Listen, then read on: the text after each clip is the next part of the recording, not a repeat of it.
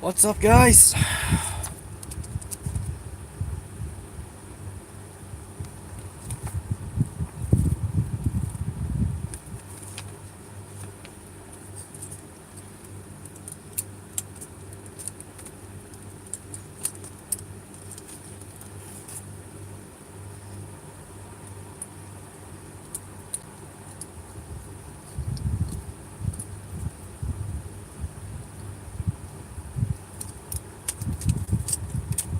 What's up? What's up, everybody? Now, I have finished building Lucifer's wing, the very large Kurabukia kit. So, yeah, I need to transform the unicorn unit back to the unicorn mode. I'm glad I said that. And prepare for the review because I'm gonna be splitting the Lucifer wing review in parts. Now, let's get right into the business, shall we?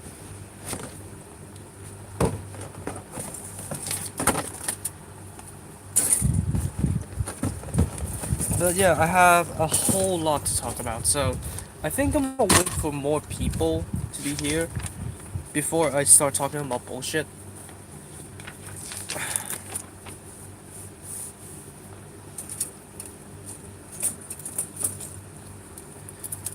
Hey Revan, how's it going on? I guess I'm not gonna be transforming the freaking Lucifer's wings on the stream, I guess.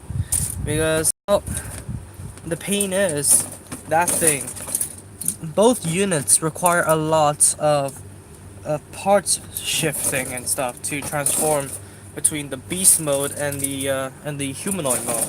So just leave it off for now. Leaving it off for now. So yeah, today I'm gonna be building the silver bullet suppressor, and I'm gonna be talking about a lot of stuff like what has been going on in Hong Kong, because this has been weighing me down for a lot. Like, how's the video quality, by the way? Now, I may need to go out and grab a charger just because you guys won't believe what just happened. So I may need to go out there and grab a charger because I forgot to bring one in here. So I think I may need to time out. I may need to time out in the middle of the stream. So yeah, I need to probably go ahead and grab a charger, and then resume the stream. So hopefully I could complete most of the build without that happening. Now, I have a lot to talk about since, yeah, Hong Kong is in a bit of a shit. Is in a bit of a shithole right now. So, yeah, it has been weighing down on me very much because, yeah, everything happened, like every single thing happened, either when I was away from my trip or when I was coming back from my trip. Like last Thursday, everything just started off because last Thursday was when I got the news of the freaking protest, the infamous protest that happened here in Hong Kong. And yeah, it didn't affect me then, but it did affect me now because of all the injustice that's going on in Hong Kong. Like, and when I was talking about this with a few of my subscribers, we can all smell the bullshit. Like, there is a fuck. Luckily, I have a cardboard plank over there. I just read Schizo what? I just read Schizophonic Nine's review. Review of what? Review of the Lucifer's Wing or review of the Silver Bullet Suppressor? Wait, I need the end plate. And by the way, I'm lucky that I am so thankful that I haven't streamed the build of the Lucifer's Wing because half the time it's literally me going ahead and finding the plates. Like there is more than 26 freaking plates inside that goddamn thing. So it took me quite a while to get to the right plate, and there are still leftover parts contained in my unicorn profitability box right there. So Yeah, it may take me a little bit more time to pump out the entire review. As I said, I'm going to be splitting the review of the Lucifer's Wing into parts. So I will be filming the first two parts before bed and then possibly editing them and throwing them online tomorrow morning. So expect part 1 tomorrow morning because part 1 is going to be about this guy, the Harpy unit of the Lucifer's Wing, which was a total freaking pain to build. Not that it's hard to build or anything because it only consists of the central structure and then the wing frames and then the blades, the clear blue blades, are the pain in my ass because you guys have never seen what I've seen. You guys have never seen a lot, like a times 16 multiplier in an instruction manual, unless you built something similar to that freaking thing. But let me tell you guys, I'll like these blue blades right out here times 16, not including the blue blades inside of the wing. So in total there should be 18 plus 6 is 24 freaking blades. What is in my chat? So many leftover parts from the silver bullet. Yeah, the silver bullet suppressor is basically the exact same thing reused from I don't know when. It's basically the silver bullet itself, so there is bound to be lots of leftover parts. And that's the thing about Bandai and basically Sunrise in general. I'm not criticizing or anything, but it's kind of I don't know. It feels kind of weird that all the kits that come out now, like most of the kits, I'm not gonna say all of them because the Destiny is a whole new mold. Like most of the kits, what am I looking for now? Okay, I'm looking for the G plate and the E plate. Where the hell is the E plate? Okay, there we go. Because most of the kits right now we get are reiterations of older molds. And excuse me, I just had dinner and I have a bottle of soda here, so yeah, excuse the burps. So we will not be getting that many fresh builds. Of course, is there any high grades released in July? Except for the Destiny, because I know that is a thing. Possibly gonna get that, possibly not, just to do a quick look on it. But I don't know. I seriously don't know if I'm gonna be getting the Heine Western Floss custom of the Destiny Gundam. I know it's a limited item, but I have the Destiny already, and since I have the Gaia Gundam, I don't know if I'm gonna be needing the Destiny to be customized. And I've seen the Heine Western Floss custom in person. It's really not that remarkable aside from a color change. So I may not be getting the Heine Western Floss custom. So yeah, that's just me though. So yeah, it's basically just a color change. So why would I get it? Like what's the point?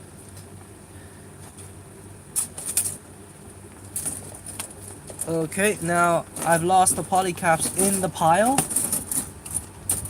Yep, there we go. I found them, found them, found them. Don't be so alarmed yet. Any PC2s, okay.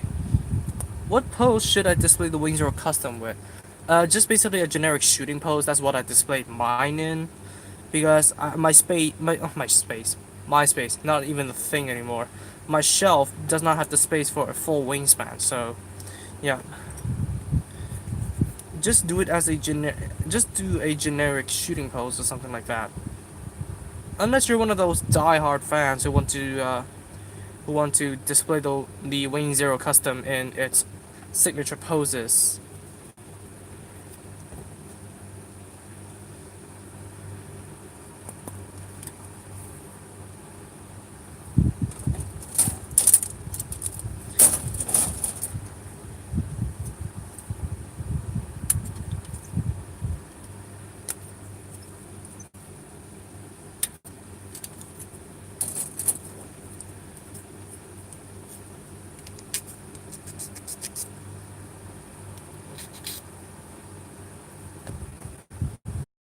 Wait a sec.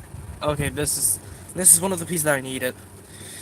I'm just freaking out for no reason, man. I'm just so disoriented recently. I haven't been getting enough sleep, all that kind of jizz.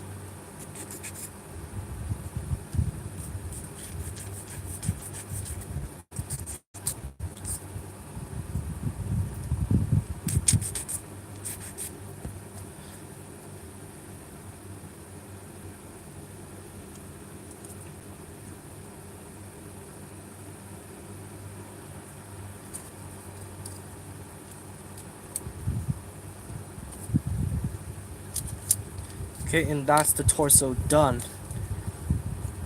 Very simplistic looking. But it does look nice. I need to grab my tweezers from up top.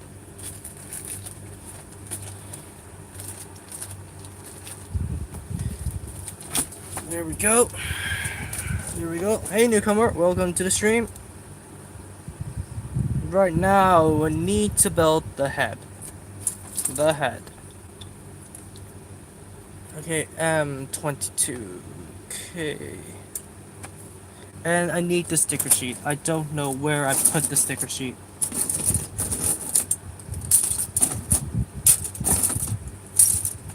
Alright, found it.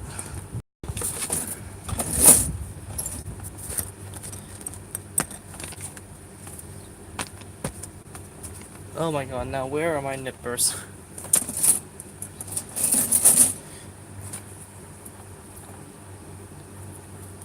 Welcome. Welcome. Okay, so what interesting things do you have to... What shooting pose? The gun separate? Yeah, the gun separated. Just a generic shooting pose. Like when I say generic, I mean really generic. Shooting on the ground or something, or prop it up with a stand if you have the space for it. So what am I looking for again? M22. I'm thinking of how I should customize this guy. Like, I don't know how, but somehow it would combine with the Gaplan CR5 Rairu. Still thinking of that. Still thinking.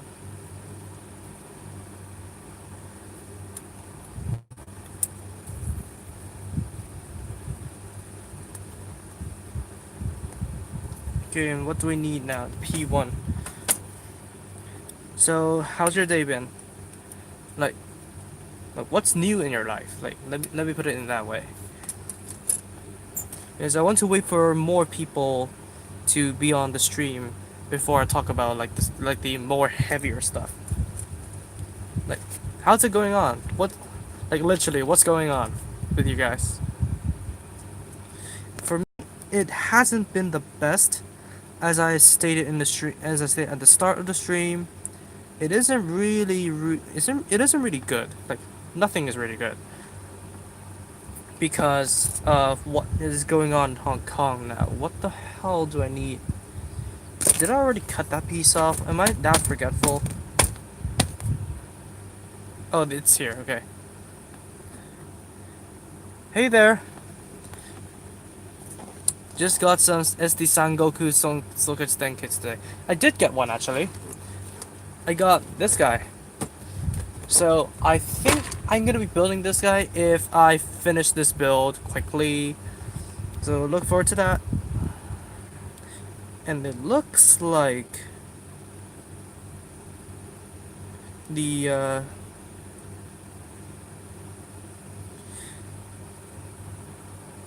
looks like the sensor is gonna be molded in the red. So that's gonna be a good thing. We do not need to paint it in, but if we want to have the red color of the eyes on the sensors, then we might have to paint it. And I have yet to wash my hands properly. We just had pizza today. Stay safe during the protest. I'm not going to the protest. No, I'm not gonna be caught up in that bullshit. Not gonna be caught up in there. I'm posing in re-entry mode. I got Sun Quan and the bike along with Ma Chao. Ma Chao, I'm gonna be building this guy in the stream, hopefully. But yeah, I've seen this guy in Gundam Base Tokyo, and I have to say, the blue parts, every single blue part of this guy needs to be painted. Like, if you get this guy, prepare some blue paints, because there is literally no blue parts. No, none. No blue parts. So, grab your canister of blue paint and be prepared.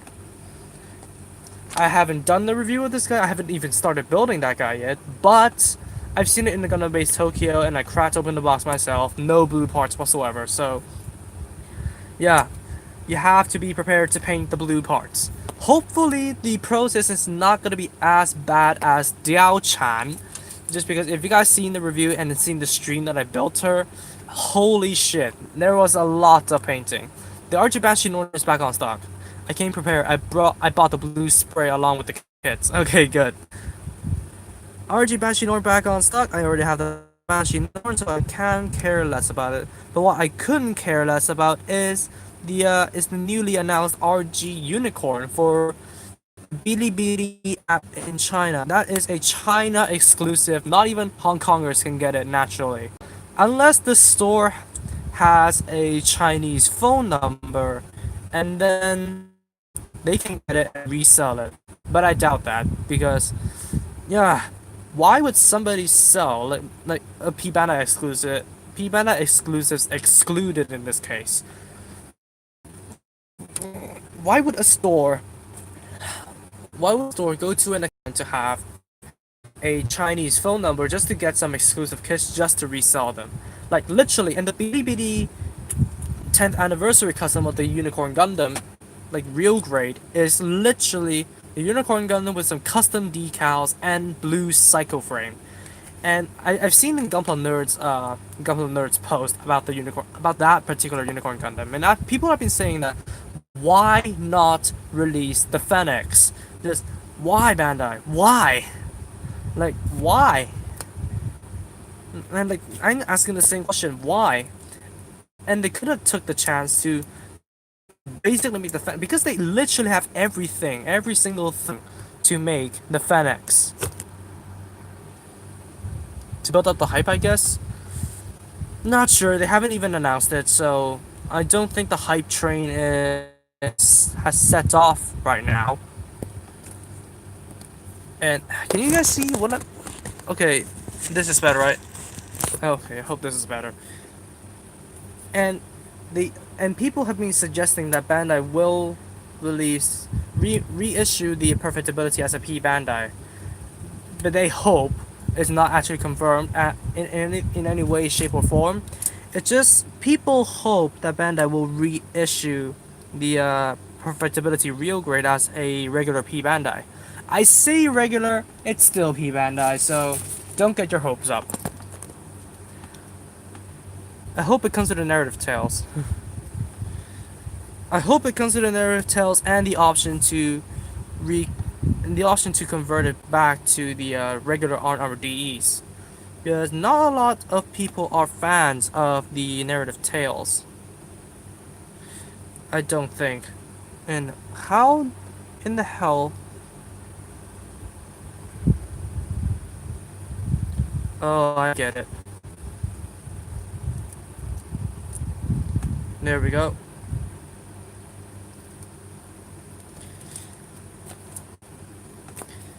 And then secondary VFin. Still need to get the child safety pads off, so give me a sec. There we go. Child safety pads off.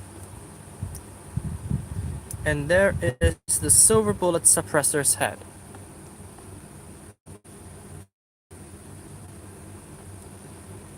So you can see the radio antenna, VFin and stuff. This isn't called a Gundam, but it has the look of a Gundam, and it's menacing looking. Like we didn't even get a more close-up look of the silver bullet suppressor in the anime, but it looks menacing. Man. Oh yes, and I forgot to do cleanup. For fuck's sakes. Forgot to do the bloody cleanup. And by the way, for me, like, except for okay, that happened. So except for the freaking protests that are going on in Hong Kong, which I want to ignore, but I can't. I also applied for the IELTS exam. If you don't know what the IELTS exam is, it's basically an English ability approval test exam. So basically, if I get the required level in the IELTS exam, I could go to a university, or as you guys may call it, college overseas. So what I really plan to do is to take the exam and go to the UK. Like, of course, to meet more people or anything, but I just want to be in a new environment and away from Hong Kong. Hong Kong is a pressurizing place, and I really hate it. Hate it. That is just everything is just unstable here. Let me tell you that much.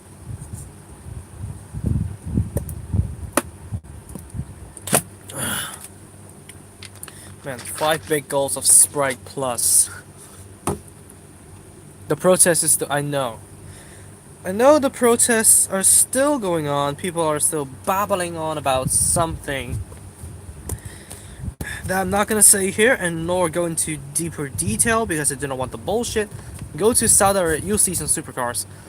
Uh, as a trip, because I know Saudi Arabia and sand. So, Saudi Arabia, I don't know. I don't know. I really do not want to migrate to some. Or migrate. Freaking hell, I'm not a bird. I do not want to immigrate to some place with such a high living standard. Like, I know that's bullshit, but Saudi Arabia is not my place. It isn't the place for me at all. But yeah, I, I and yeah, I don't think like anything could bring me to the Middle East. Like, not at all. So yeah, I'm gonna be taking the IELTS test in the beginning of July. So it just so happens to coincide with the period of my DSE results being released. Like, it's a long time since I have to. It's a long time since I need to face that stuff, but I have to face it again. So hopefully my IELTS results will be out in time for me to basically switch gears, if that makes sense. So yeah, how about move to Japan? Japan, though, I hear that a lot of the laws do not make sense. Like, I've heard from my, not sure, but Japan, it would be a nice place, but it's still in Asia, so it's still relatively the same environment. Like, I know I've been to Japan, and I still have fresh memory from the trip from last week. So yeah, it's a good place, but it's not the place for me. Like, seriously, not the place for me, because I've heard Japan, like Japan. Don't mind me saying this if you guys are from Japan or has a liking to Japan. Japan is more infamous for suicide. Like, and I do not want like like from that, I could deduce that Japan is a more pressurizing place than Hong Kong, but I'm not sure. I've just been there as a tourist, so I cannot say anything for sure, and I'm sure the light is blaring, so it would be freaking annoying to you guys and me. So I don't think Japan is going to be the place for me if it is that pressurizing to drive people to suicide. I know it's a serious issue, but I'm not going to be touching that in this stream right now. And what the hell am I supposed to do here? So I think I'm going to be moving to the UK if I ever immigrate. So yeah, hopefully, I'll get to know more people there and possibly settle down. Like, you know what? I want to settle down in the UK. Of course, I would think I would try to consider going to Japan, but yeah, I don't know. Nothing is for sure yet. But I don't think the IELTS covers that place as well. I don't think the IELTS covers Japan. I think the IELTS only covers places in the like some European countries and also America. So yeah, I don't think the IELTS would take me there. Like, not at all. But studying in Japan would be a pain because I would need to learn Japanese. And although I know how to speak Japanese, I don't know how to read Japanese. Ever thought of coming to Singapore? I have thought of it. I have thought of it because I have some relatives living there, like some distant relatives, like literally distant in the terms of the family tree. But Singapore, possibly, not sure. Not sure. I would need to go there once more to have more fresh of a memory, like a fresher memory to determine. But I have been to Singapore for I've been to Singapore twice, and I would want to have such an environment there. Like the environment there is my type of place, just quiet enough. From what I remember about it, anyways, I don't know if anything has changed in the past few years in the shoulder armor. So, it's still a tough decision, but my first decision is to move to the UK. Like, of course, settling down there and knowing more people there. Yo, what about the Philippines? Philippines, I feel guilty just because I don't think Filipinos would actually like, because we Hong Kongers hire Indonesian and Filipino maids, if I put it in a worse way, domestic helpers, if it sounds better to you. And we have a few cases of just abuse. Like, not to scare off you guys, but we do actually have a few cases of domestic helper abuse. And some of those have actually been on the news a few years ago, so I would feel weird if I settle down in the Philippines. Although, yeah, I'm spouting out bullshit to justify my choice of why choose the UK over every place, all the places in the world. Like, man, America, no, I don't care about it. Cannot give a second fuck about America just because Donald Trump changed everything. But the UK though, yeah, and most of Hong Kong people go to the UK anyways. I think my uncle is coming with us in a trip back to the Philippines, and I need help. I might lose my sanity. Why? Like, why? Aren't you a Saudi Arabian? Okay, so that's done. How about Japan? I talked about Japan. Japan, it seems okay from the outside, but if we are judging about what actually happens there to the people, I would I would dare and say that Japan is relatively more pressurizing of a place than Hong Kong. And I really want to avoid Asia altogether, but of course, yeah.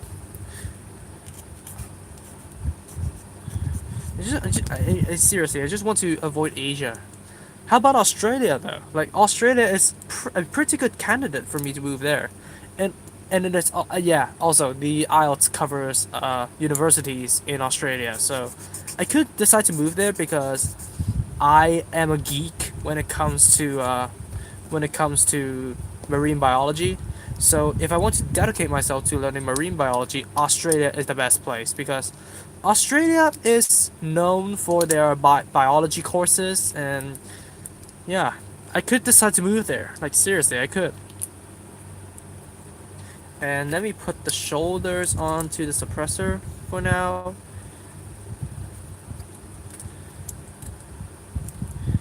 And there we go.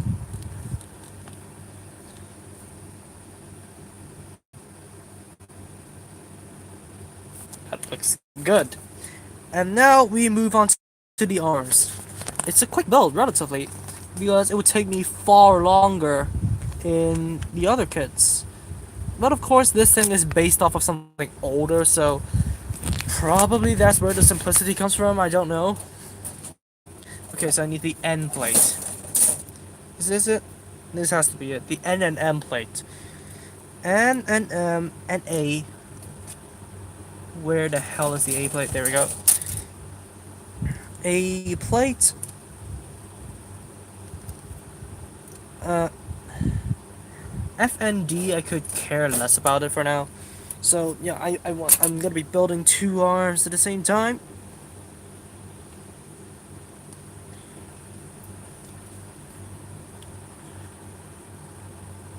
M13 and M14, where the hell are those?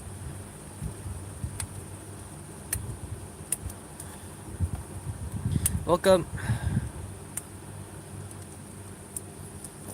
So yeah, in conclusion, if I do have good enough results I'm gonna be going to the UK. Like, that's it. I'm going to the UK. I do not want to live in such a perilous place as Hong Kong. Although yes, I may lose the advantage of getting new kits early and stuff, but my well-being is the most important thing. Like, I could put my well-being over building any company ever. Like, seriously, if this kind of shit continues on for the following years, I'm just gonna crack. Like, I'm seriously gonna crack. I do not want to give a shit about anything that happens in Hong Kong. But with me being put in front of it, I just couldn't. I just couldn't turn my eyes and ears away from it. Like, that's just how it is. That's just how it is. Says la vie, am I right?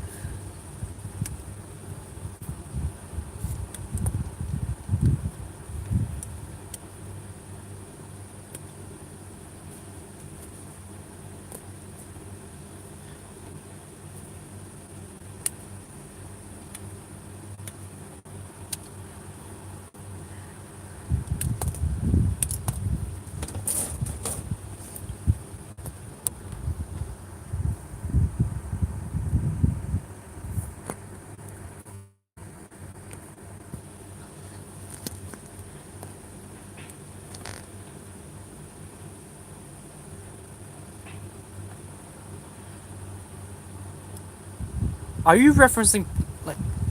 Are you referencing Purple Man from Five Nights at Freddy's?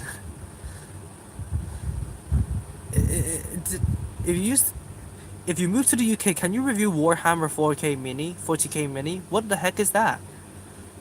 I don't know what the heck is that. Nah, no, I mean Thanos. Okay.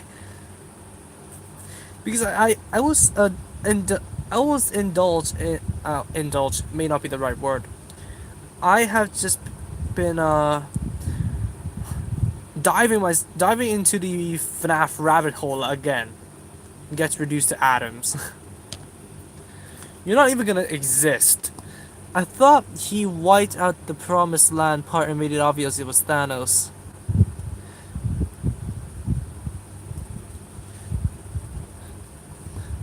Nah, this is me. Like, this is me. I never understand it until you just blatantly say it out loud. This is me. Yep, you can't blame an Aspie for not understanding what you're talking about. You seriously can't blame him. Because as an Aspie, Warhammer 40k is fading away. Warhammer 40k are miniature models. You build them and of course you paint them. All of it. I might take a look in that, but first of all I need to settle down. Like, not settle down in the sense that I actually meet a girl and settle down and have a family though. I mean settle down as in get used to the environment. Like, get used to the environment, get comfortable before I do anything that I used to do. Because that's just me. Like, I cannot get myself to feel like natural until like 6 or 7 days later. Like, that's the same case with me when I was in Japan. And yep, the bottle is empty. Although, yeah, I would really like to settle down in a sense of just staying there, meeting someone, and that's it. Like, I really, really want to do that. But yeah, it's the same case for me when I was in Japan because I I was just like saying oh my god, and feeling like I was feeling giddy when I was in Japan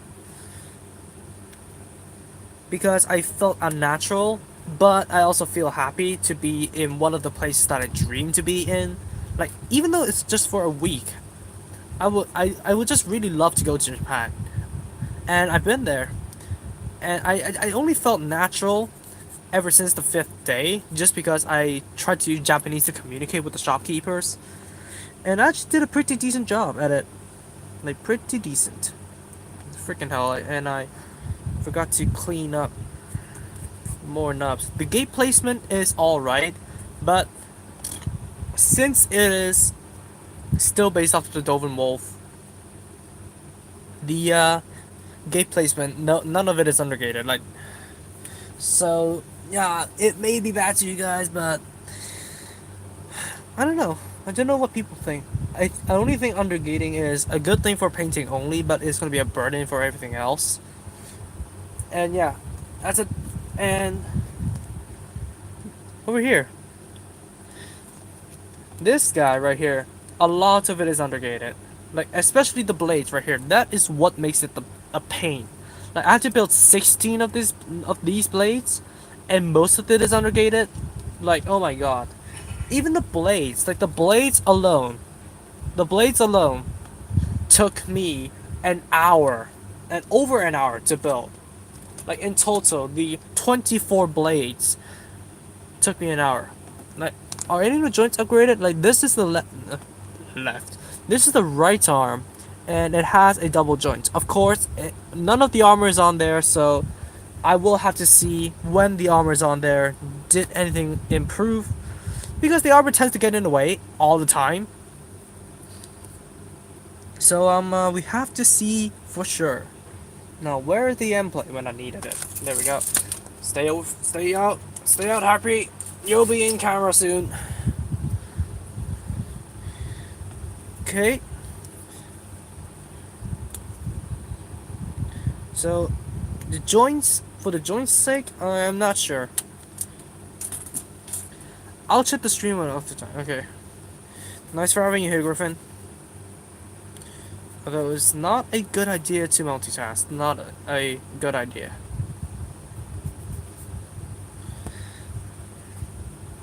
Like, that's just me. You guys may be very, very skilled multitaskers out there. And where the frick are my polycaps? There we go. It is upgraded. The old joint's a single joint only. Then, but if you consider the case that these are double jointed and the G self is double jointed, the G self could actually perform a 180-degree bend if not for the armor obstructing its motion. So I told you we have to see for sure whether or not the 135-degree bend still exists after the armor is plopped on there.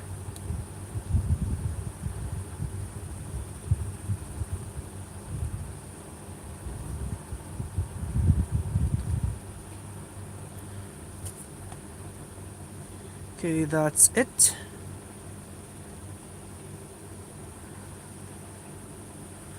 Okay, my mind just blanked for a second. Don't know why, it just happens. My mind just randomly blanks. It just randomly cuts out. Don't know if I'm just getting overly stressed or something like that, but I don't know. Just gotta go with the flow, I guess. Man, this shit in Hong Kong is it's just crazy. Like, if you guys could allow me to go on a rant about it, then please, because I have a lot to talk about when it comes to the shit in Hong Kong. Like, because I was extremely infuriated about it, like, genuinely infuriated. What just happened to the stream? I don't know. Possibly you cut out. YouTube didn't crash on me. Like, YouTube did not crash on me. Unlike the other freaking times when I tried to do the stream. So yeah, I'm not sure if the stream is having a problem. Like, tell me in the chat.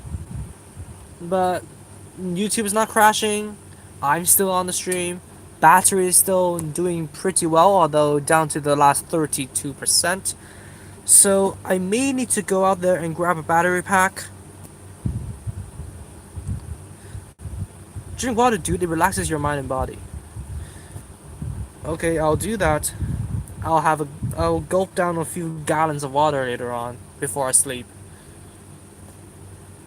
Nah, that's just an exaggeration.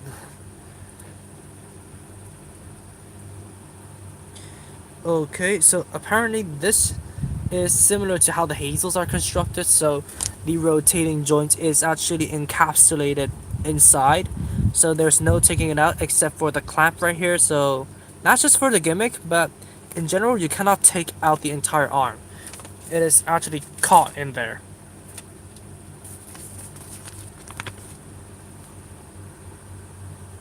Okay, and I need the D plate apparently for the left arm. Are you getting any of the 30-minute mission kits? I don't even know what they are. I don't even know what they even look like. But if they are intriguing enough to me, like the Levitain once was, because the Levitain is just a mediocre kit for 200 Hong Kong dollars, I may get the 30-minute. I may get some of the 30-minute kits, 30-minute mission kits. I think that's for the extra arms in the back, probably. Yeah, it's definitely for the extra arms. But I never thought that they do not go for a peg. But it's alright. It's alright. At least the articulation is there. It may be a little bit infuriating if I'm gonna be dismantling this kit and painting it, but as a whole, it's still fine. It's still alright.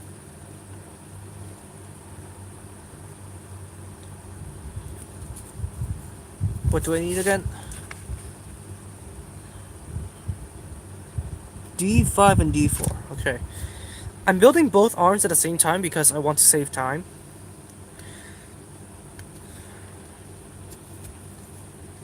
I don't know if this actually does save time. I'm just doing it just because I feel like it just saves time. Okay, so it feels a little bit dark. Wait a minute, where the hell are my party cats? Okay, there they are. The 30-minute mission kits are glorified Leos with an edgier design and IBO tech of using the same frame. Okay, so I might look out for those. Like, given that they're available in Hong Kong, of course, because not everything is available in Hong Kong, despite you guys may think so. Because I get every single new kit early.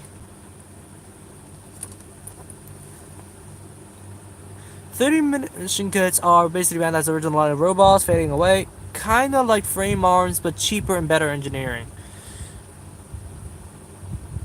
Yeah, I would agree. So, I would look out for those. I would definitely look out for those. Okay, how the hell? Okay, I need D18 as well, so. Well, back to the board, I guess. And yeah, I will agree that MSG kits are freaking expensive. Like, the Lucifer's wing cost me 590 Hong Kong dollars. Like, imagine how pricey that is, even for a 2-in-1 set. Like, I have to reiterate this. The Lucifer's wing is that expensive just because it has 2 units in one box. So, the price kind of makes sense, but I would still have to do the review, and you have to watch all 3 parts, all 3 coming parts of the review, just to determine for yourself whether or not it is valued. No, not valued. Whether it is worth your money. The 30-minute mission robots cost 1,200 yen. Excuse me. Yeah, the options have range from 300 yen to 800 yen. The thing is, 30-minute missions are pretty meh for their price. I will have to experience one in order to determine that. But if you say it is meh, I'll take your word for it. So I will still look out for them, but maybe not hold that much of an expectation for them. Okay, there we go. They use the HGAC Leo joints from what I've seen. Then they must have pretty decent articulation if that's the case. Okay, and now, oh, at least use their engineering. I need this. So, do you recommend for me to look out for them? Wait a minute. Okay, A12. Like, would you guys recommend the 30-minute mission kits? Like, I really want something to build in like the drought of Gunpla. Yeah, they're pretty interesting. Okay, might as well look out for them next time I go to buy Gunpla. Now, there is this one thing that I need to tell you guys about. How's your Constellation series doing, bro? Not that good. I'm stumped on ideas. By the way, here I still have the this is tentative, but it's a 1.5 Gundam equipped with the what is this, a reversible Gundam head and a triple drive system. This is basically gonna be for Perseus, like a tri drive system. And I'm gonna change the armaments, definitely. I'm gonna have Perseus not hold a gun at all. Possibly hold something like a sword or something like us. Like, I had to give him a sword and something else. And of course, the mobile armor. The mobile armor that is the two units of the Lucifer's wing combined. I would give him that. So look forward to it. And I'm pretty much stumped on what to paint, on what colors to use for the remaining ones. Like, seriously, uh, Hercules. I'm using the Gushin Rebake. I pretty much have dead set on the colors, but I still need to think of how to mod it. Seriously, because right now it's still just a Gushin Rebake repaint. And Telescopium, based on the Gundam Zabanya, I have no idea how I'm gonna mod that. And then I still have Canis and Orion. Orion is outside. Orion is based off of the narrative Gundam with the C packs and B packs both equipped. So still stump on the colors on that. And Canis, I don't know if I'm still gonna be using the Destiny Gundam or the Gaia Gundam. So the Gaia Gundam over here, still haven't built it yet. I think I may be doing a stream for that.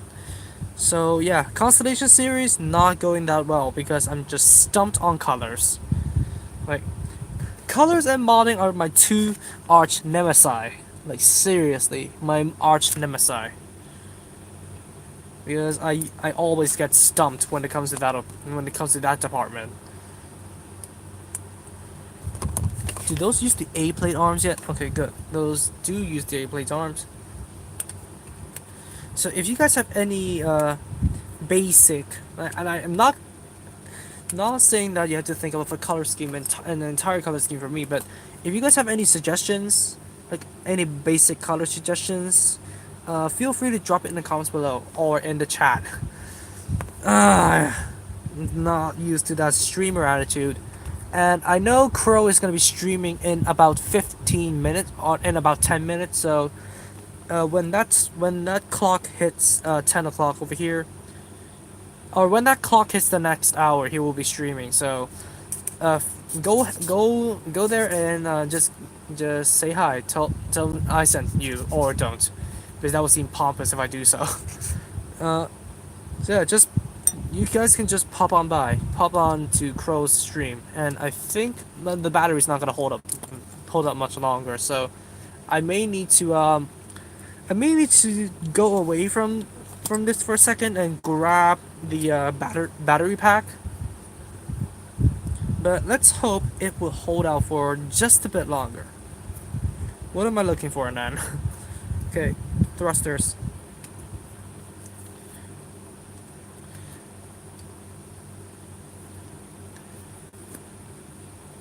Okay. So if I build the Leo, then I'm gonna be experiencing the 30-minute mission joint. So, well, and I also have 1 second. I also have a GBN guard frame in here. Like, obviously, I use the chest for Aquila because it just looks so much like the Extreme Gundam Type 2 Leo's Versus. By the way, I do have the entire manga series of Gundam Exa bought. I still have yet to read it.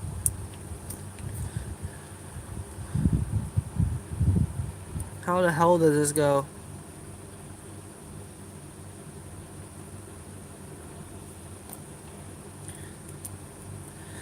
What am I missing out on? The thing with their clip style joints, they do loosen quickly. Well, gotta tighten them up, gotta tighten them all. Yeah. Just can't avoid not tightening up a joint, could you?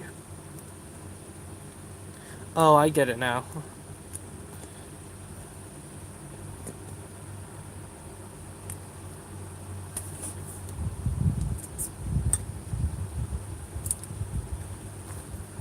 And by the way, some of the tools I'm using right now, the nippers and the files, both from GBT. They are decent. Like, I must say, they are pretty decent in their job. Although I might have to clean the files because there is a lot of plastic dust stuck in there. Yep, it could use a little bit of cleaning. Have you guys ever cleaned files before? Oh shit! Fuck! I forgot to stick in the polycaps. Shit. Have you guys ever cleaned your modeling files before? Like, if so, could you tell me how to do so, because I do not want to risk anything.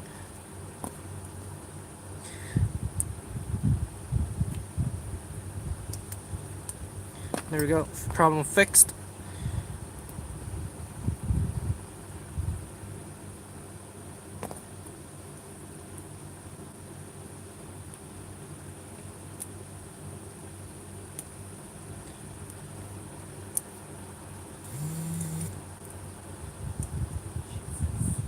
What is GBT? Gundam Base Tokyo.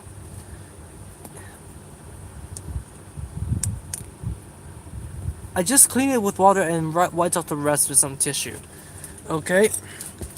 I think this is made of stainless steel, so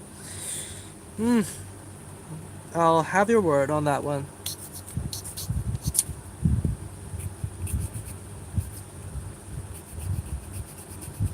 Not sure if that will work for most. But just gotta test it out.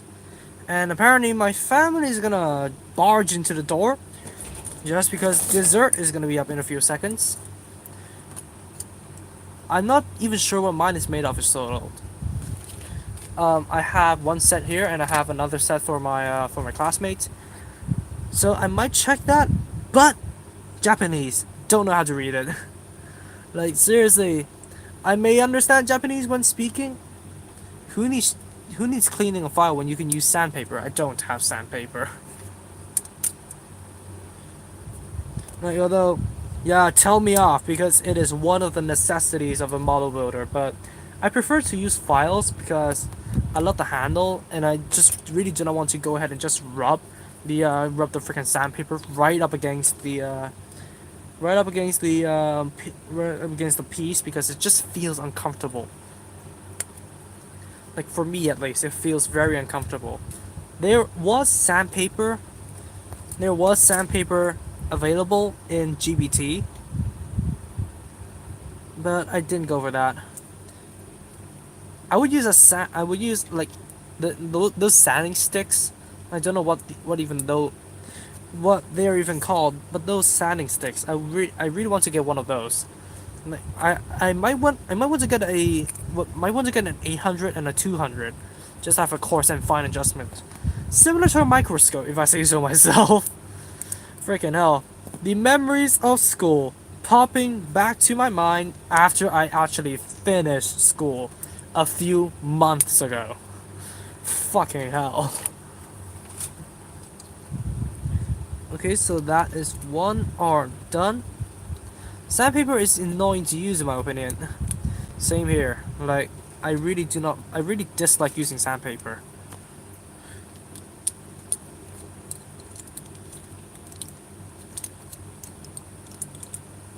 Okay, there we go. And that's one done. And then the second one. And yeah, oh, ow, that hurts. It hurts to see nut marks. And yeah, if you guys haven't checked out my GPT video,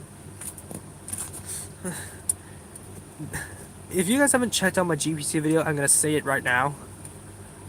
I think I know why sandpaper is annoying, lol. You have to scrub it right up against the piece. It's uncomfortable, man. I have tried using sandpaper. Like, I seriously have. Especially in my modeling club, where sandpaper is the only thing that could sand down the nut marks. I've tried, and it feels uncomfortable. But I did manage to finish up building a GMGM within an hour, even though I was using sandpaper instead of my electronic sander. So, yeah, sandpaper may not be all that hard to use, but it will feel it would grow old on me after a while. It will feel old and it will feel annoying.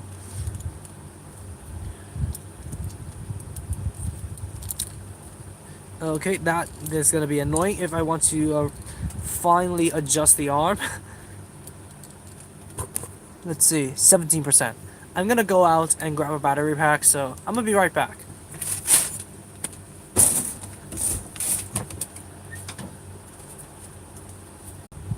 I'm back, guys. I'm back, guys.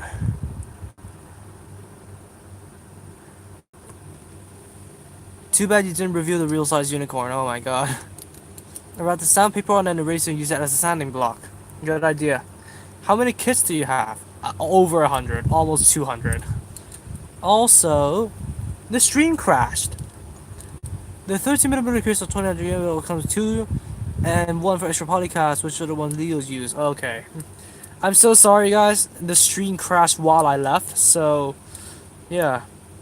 But I have my battery pack now. I do not have to worry about battery issues. And now both arms are complete. So YouTube just YouTube just fucking hates me. Like the stream crashed immediately as I tried to do things. So here is the arm joints all the way up. Like it's not the best, but it's still an improvement, I think. Like tell me in the comments below. Fuck. I got so used to saying that. Tell me in chat. Like whether or not that is an improvement. That's an improvement. Okay, good. Good. So this guy does actually have its value. It's not a complete remold. It's not a complete copy. Fucking hell, what's wrong with me? It's not a complete carbon copy. Okay, so I know I'm dragging shit out. There's the one thing I noticed first on the prototype, to be honest. The double jointed elbows. Oh, that's a scrapped concept? Don't. Oh my god. What the hell?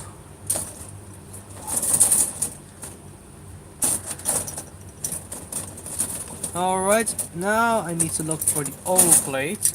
No, it wasn't. Oh, okay, so it was only on the suppressor. Okay, so there I go again. Misjudging everything I see. And I'm so bloody sorry that the stream crashed. Right, stream's still going on decently. I'm trying to look for the pieces that I need. And I want to build both legs at the same time. Okay, welcome back to the stream. So damn sorry that it crashed. But shit happens. But shit happens. When I'm streaming with my phone, shit happens.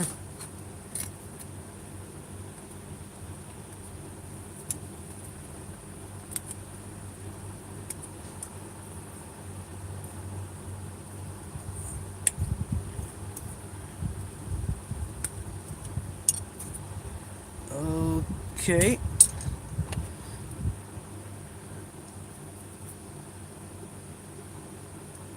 So I have this.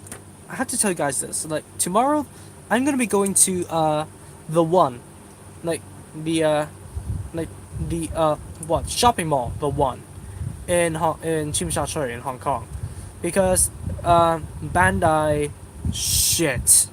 Did I grab a wrong potty cap or am I dreaming right now? What the hell? Oh, that's potty cap 2. I need potty cap 9.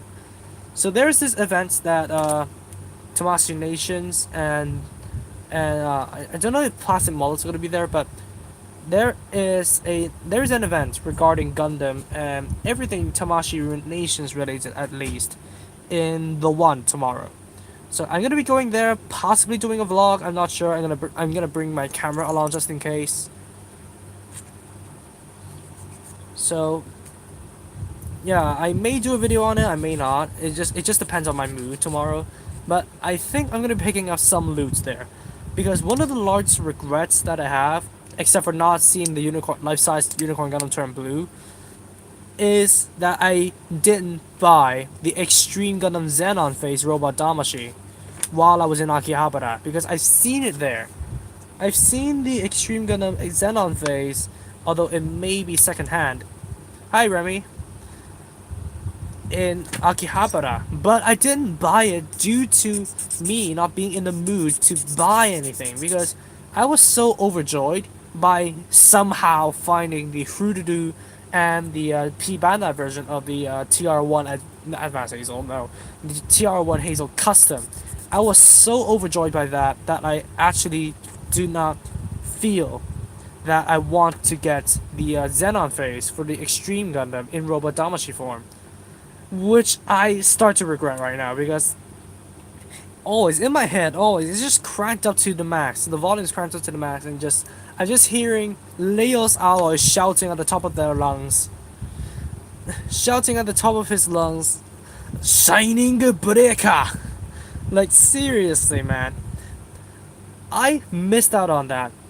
But judging from the Lancelot Abaddon that my friend got over there, which cost him like 4,000 something yen, I may have an excuse to not feel too bad about it because his his Lancelot Abaddon he threw it into the trash because it is missing one of its wings. Like the Lancelot Abaddon from Code Geass, it's known for its wings, and he just somehow found the Kotoki metal composite version of it. Like I don't know if metal composite is referring to the colors only or something like that, but he got it for 4,000 yen second hand, but the wings are missing. Like one of the freaking wings of the Lancelot Abaddon are missing. As a result, he gave up on it and he threw it into the trash.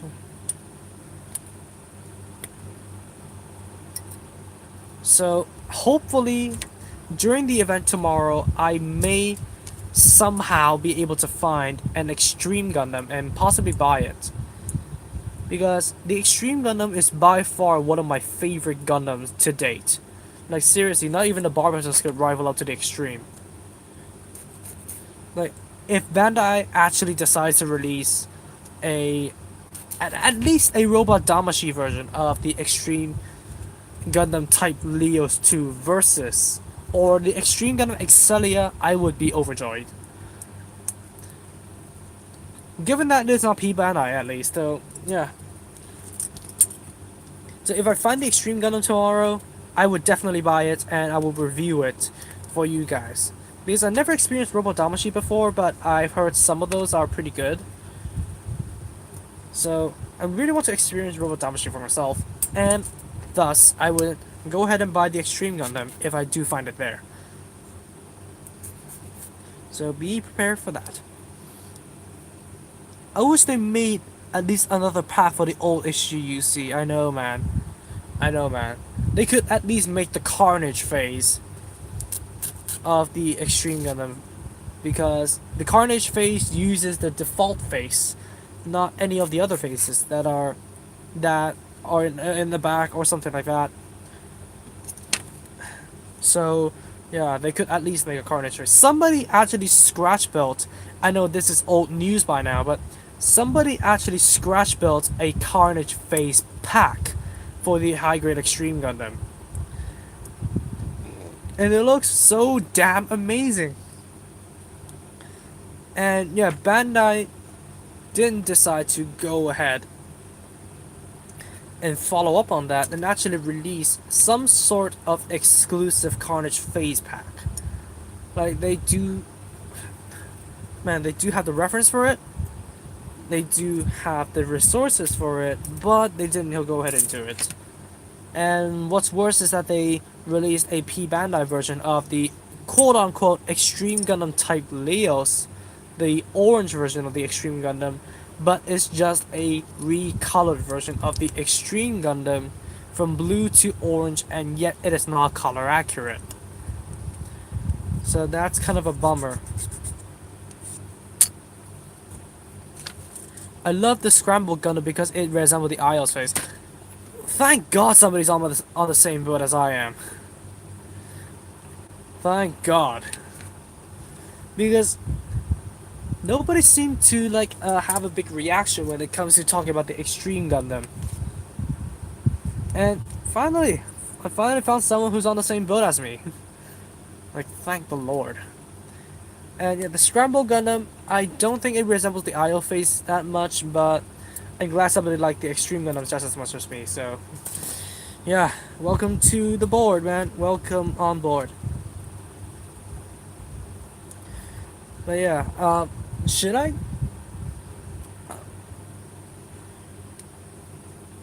I don't think I should. I think uh, I might as well complete all the reviews that are in my backlog right now before filming more profile videos. And let me give you guys. Oh shit. Let me give you guys a quick look of my Gundam Aquila. This is Aquila, the constellation of the eagle, and I basically put her together by using parts that resemble the Extreme Gundam Leo's Type 2 Versus.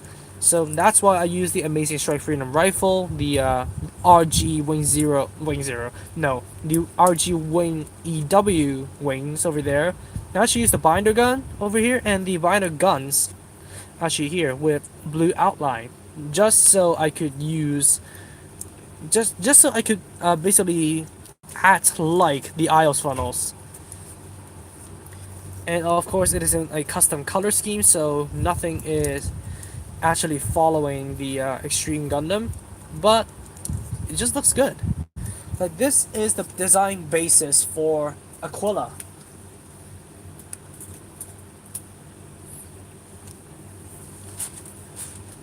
Hello, I'm not gonna even try to pronounce your name. I know you're Korean. I know you are a Korean, judging from your name. But I'm not gonna even attempt to pronounce the name, just because I don't know how to read Korean.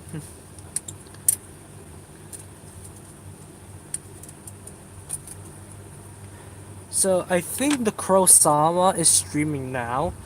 So you guys could go over there and pop by, just say hi. And I'm gonna be finishing up this build. I'm gonna be finishing up this build in this stream, within the stream. Just because this doesn't have that complex of a build, so I could build it really quickly.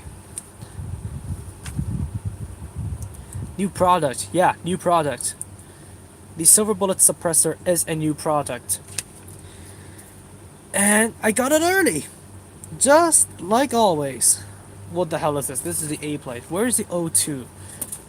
One of my biggest wishes of Gunpla is an HG Extreme Gundam Tachyon Rephaser. It's such a cool design, but also forgotten. The Tachyon Rephaser, it may not work. Like, I know, I really want the Tachyon phase as well. Especially the Rephaser, because I like the blue.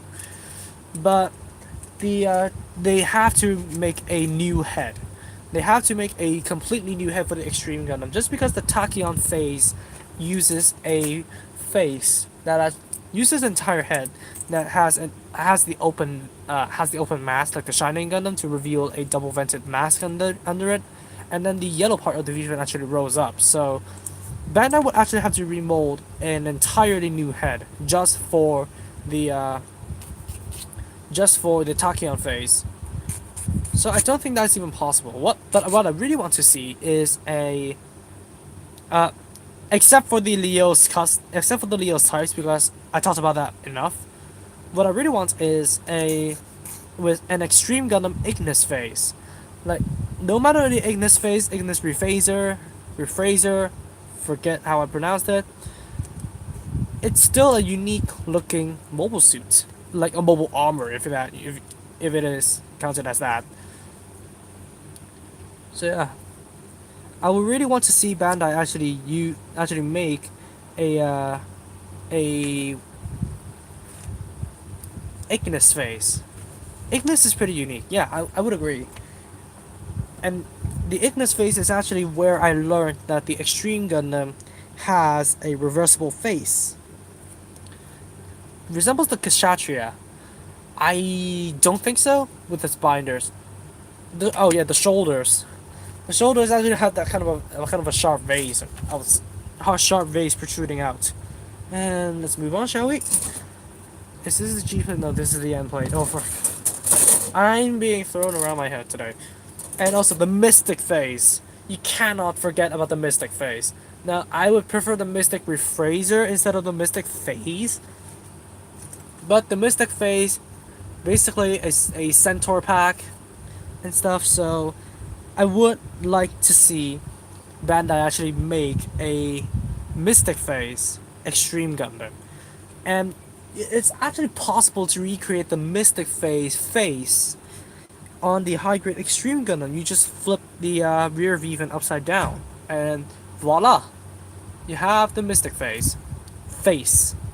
So it's kind of weird that they didn't capitalize on that.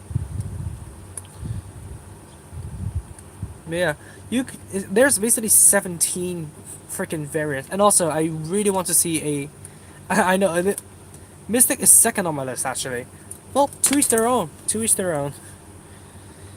But apart from Extreme Gundam Excelia, Extreme Gundam Leo Statue Versus, I would also like to see the Extreme Gundam Mark II Axe.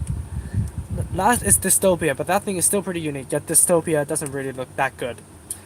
It doesn't scream extreme to me. Like, like as funny as it is to say, it the Dystopia face doesn't scream extreme to me. I really need to catch up on my lore.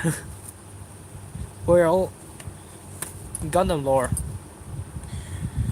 You really need to, man. You really need to. Mark II Axe is very cool. And I'm saying that from the bottom. The color scheme just works. It's evil, it's menacing, it looks damn well good. Of course, you could just scratch build it with the original Extreme Gundam, but I really want to see Bandai actually capitalize on the Extreme Gundams. Just because there are so many variants of it, but what I really want to see, apart from the real Great Fenix, is so with next month's High Grade Age re-release, are you gonna get one? I practically have all the Age Gundams that I'm interested in, and the grunt suits. Grunt suits and non-Gundam types, and non-Gundams, not necessarily non-Gundam types, because I know the G Bouncer is classed as a Gundam type. I think it is designed based on the H1 Titus. That gives it away. I'm gonna be possibly getting a G Bouncer and a G Cyphos if that's the case. So yeah, look out for that. Because, well, I have to laugh at this because when we were in Japan, my friend was very dead set on getting a high grade Age FX, and no matter no matter where we go, for example, we went to the Gundam base. Obviously, doesn't have it. It only has the ZSR and the Dorado. And then we went to some random Gunpla shops which don't have it, obviously. But surprisingly, the uh, the normal Gunpla shops that we went to has the original not Gabaldi, the original Gaplant, while the Gundam base do not. And I couldn't get this damn polycat to pop out for fuck's sakes, man.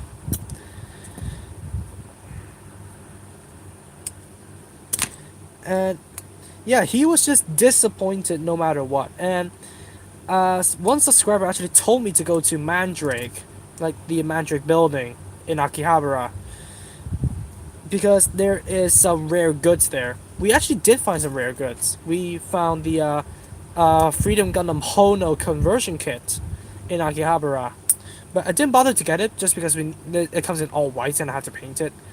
And I'm not really that into the Freedom Gundam Hono anyway, so I let that go. And we found the high grade Wound Wart and the high grade Hazel 2, TR6 Hazel 2. So yeah, we did find some rare goods there, but the only thing that we didn't find that is on our list is the high grade HFX. Sucks to be him, I guess. So the Adele is considered a Gundam type. The Adele, let me see. The Adele, I don't know. I don't know, but yeah, I know it's developed off of data from the H1. I know. It could. The data pool is so deep. The data pool is so deep that even the mobile suit could roll in it. Oh fuck! Where's the polycap? Where's the damn polycap? Ah, shit. Well, you know what they say, it flew off the covers. This one actually works fine, but the other one doesn't want to work at all. Like, not at all. Nah, nah, fuck it. I'm gonna look for the exact one from my stockpile because God knows I have enough polycaps in my stockpile.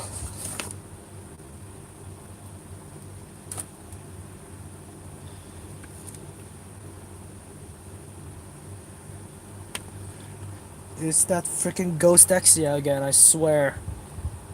Swear to God. It's that freaking Ghost Exia again. Stealing all of my Gunpla parts.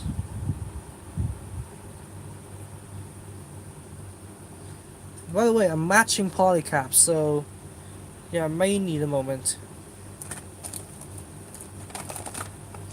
If not, I'll just grab a similar one and just fuck it. I'm gonna grab a similar one and just roll it. Ghost Exia strikes again.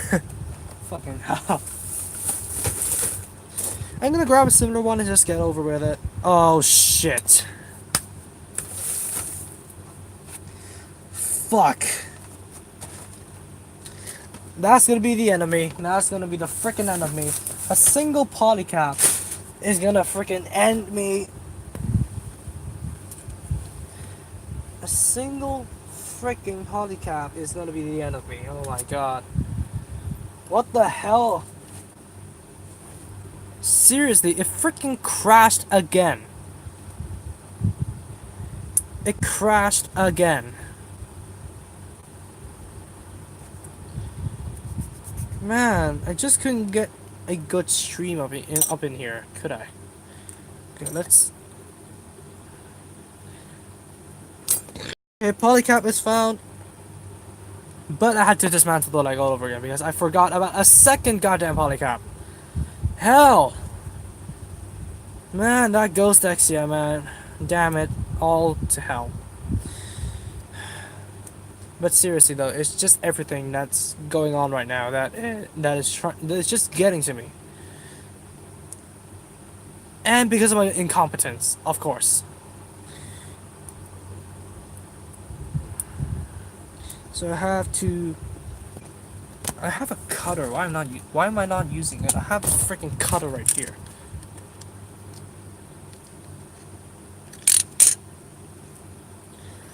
I forgot about second polycap.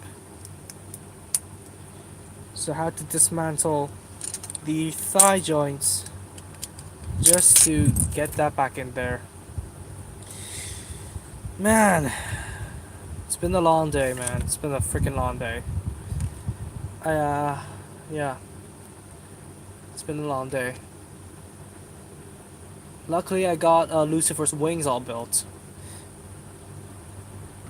so I could get rid of that monster of a box. Because if that box still lies around here, I would not be able to make reviews for you guys because I would not have enough space to do so. Of course, I could just go barge into my brother's room while he's not here and film over there. But I would rather not take the trouble. Not at all.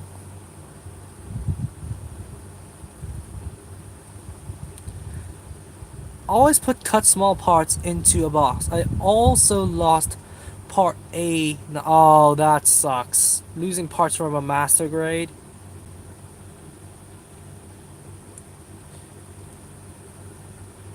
Okay, but yeah, I'll take your advice.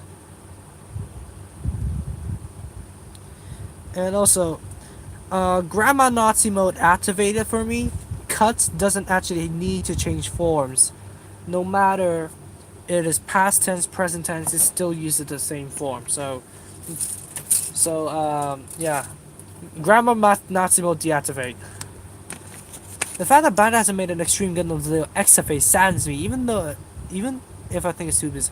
A third party actually made the Isles Face backpack for the Extreme Gundam, and also the LX models. I remember I remember they're called LX models, and Prime 92 actually reviewed that.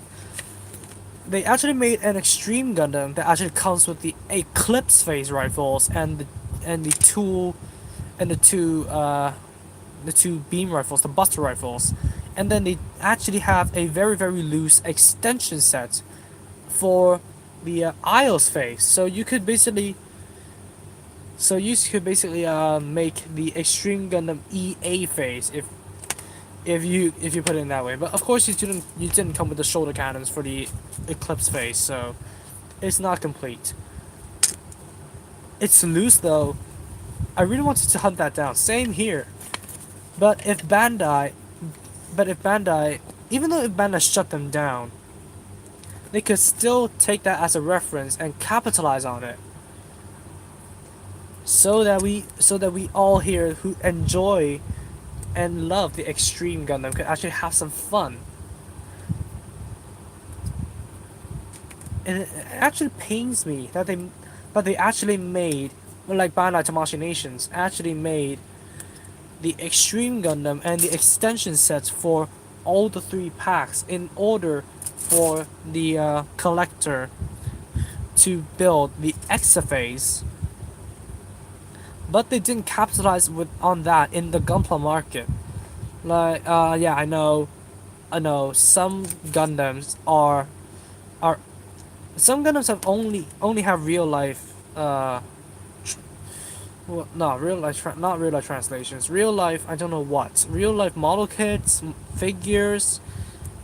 I'm gonna call them figures. Real life figures in Robodamashi form. For example, the Testament Gundam is gonna be one of them.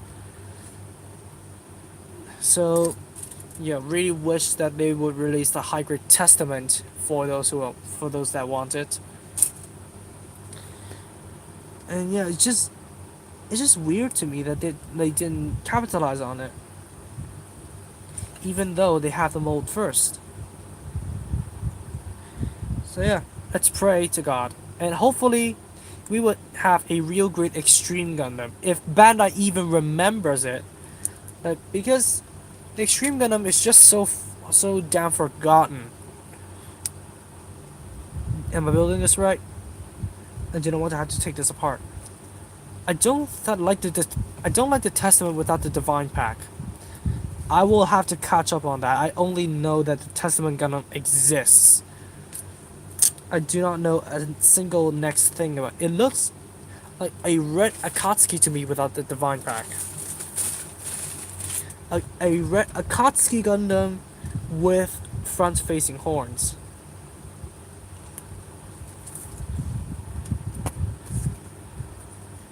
Well, I need to catch up on my Gundam Seed knowledge, but it's sad that Bandai didn't actually capitalize on what they have.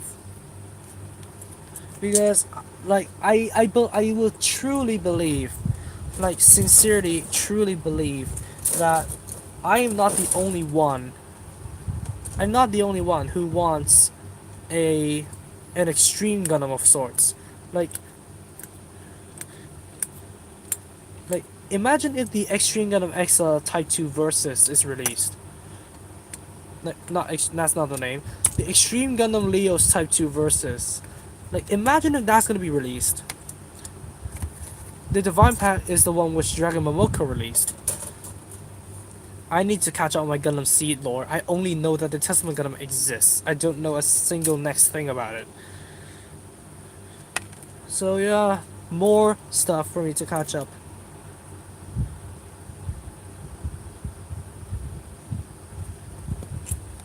So for those of you who want the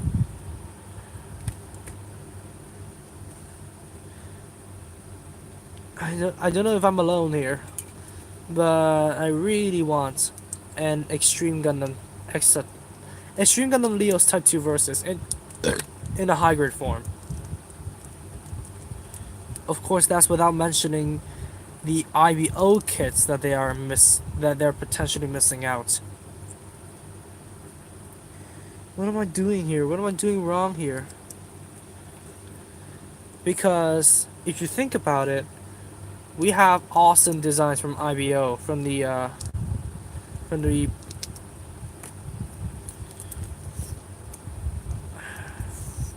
from earlier. What the hell?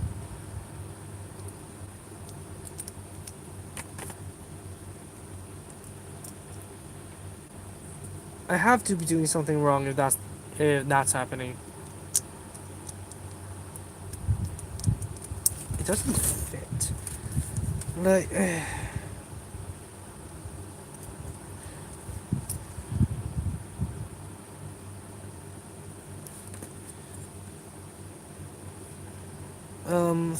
forgive me for the silence. I need to figure out the errors. And that's not the piece. There we go. So I was doing something wrong. Good. Forget about an RG. I'd be glad if we just got a new HG. Yeah, new HG Extreme.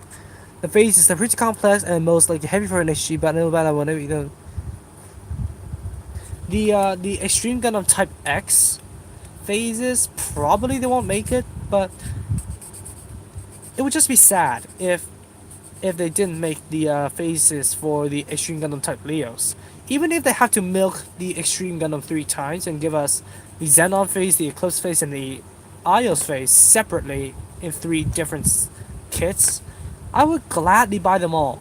Like, seriously, I would gladly buy them all just because I really want to construct the Exa phase. But going back to IBO, we have some pretty cool designs from the past few years. I mean, past 2 years, because we have the newest entry, Gundam Marchosius, or officially known as Gundam Hajiraboshi. They made 28 high grade unicorn destroy modes. I know. They can definitely milk the extreme for a bit. They could. Like, seriously, they could. They have 3 phases for the regular. Let me put this back. For the regular type Leos, that they could re-release, and then they could put all 3 kits together to, like, just like what they did with the Double O Diver. They combined 2 kits into they combined 2 kits into one by making the Diver Ace pack and the Double O Diver Ace.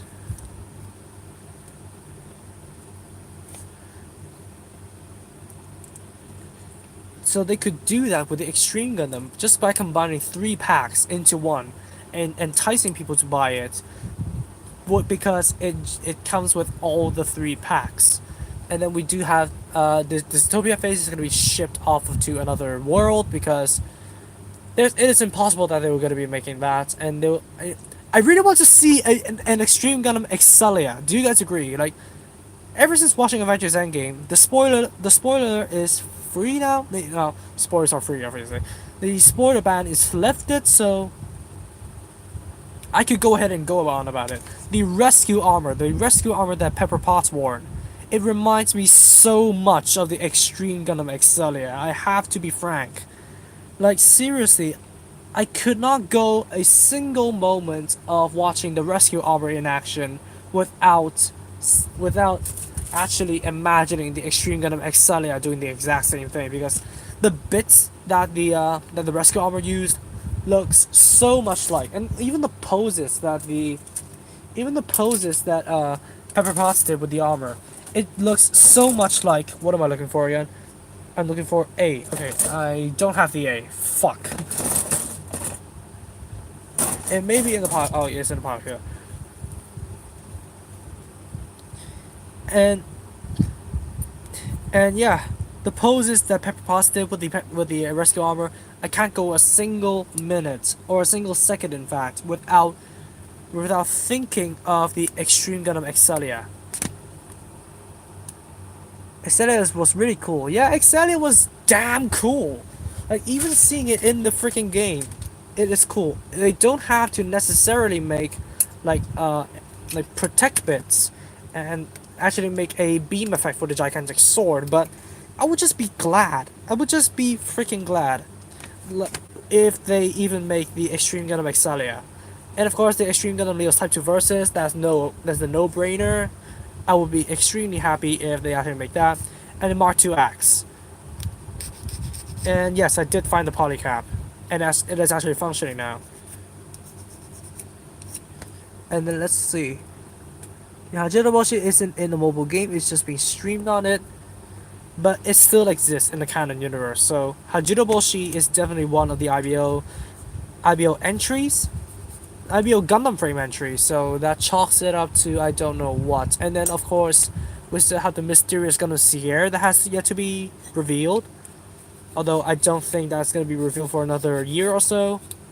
Just because they revealed Gundam Gremory and Gundam Wall Johanna 2 years ago, in fact. Almost 3 years. Oh my god, time flew so damn quickly. And what I need another PC8. Oh shit. Those are the polycasts for the gigantic thing. IBO prequel. Hajiroboshi is rumored to be a repair version of the one with Yo Gundams. I don't care, I just want more IBO. I do. But yeah, Gundam Hajiroboshi is actually Gundam Marchosius. If you take a look at the wiki and actually take a look at the symbol that it was displayed when it was activated, it's actually Gundam Marchosius. The model number itself gives it away. Like, it's not ASWG-XX, it's ASWG-35. Marchosius is the 35th demon of the Ars Gotia. The dynasties were cheap out though. It's a cheat code. It's literally a cheat code.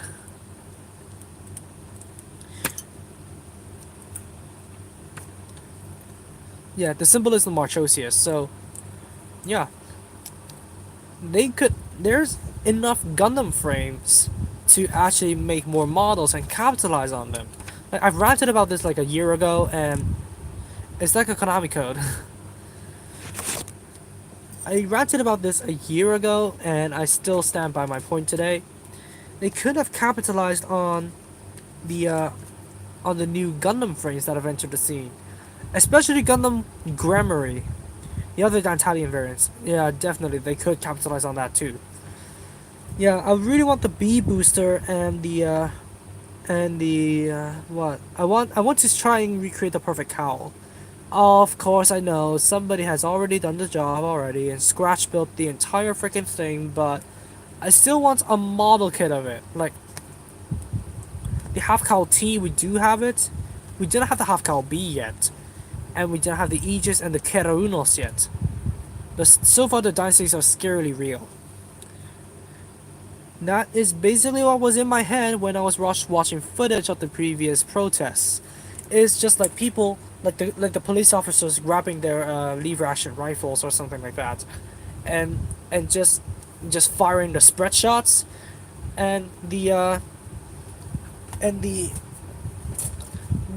well, and the police commander over there is just basically fire, and then everything is just fired out into the protesters, and in my head immediately the joking side of me didn't take over that soon, but it's basically Hanate. Hanate! It's basically Rusto Edion invading my head.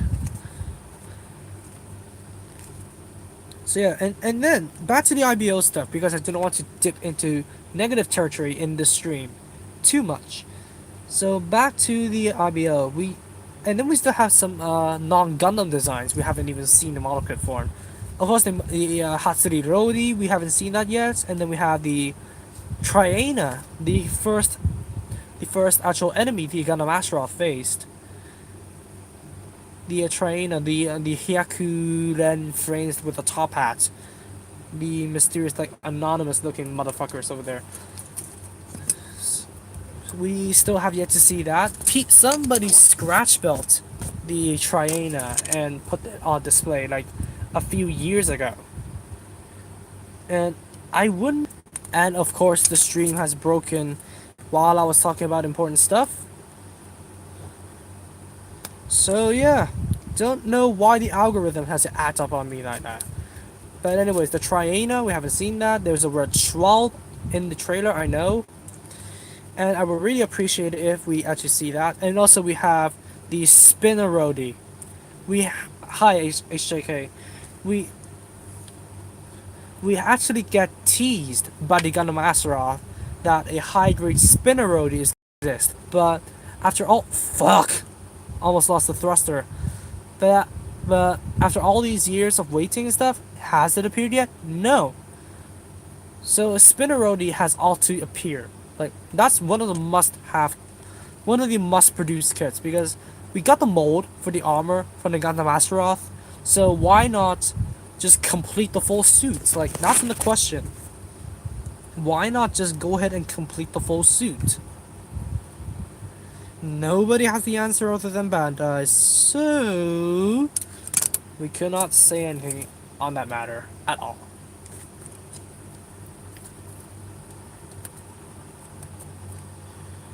And then yeah, there is just the spinner Rhodey is a really goofy design, but they already got this frame done from the man Rhodey. Yep, true.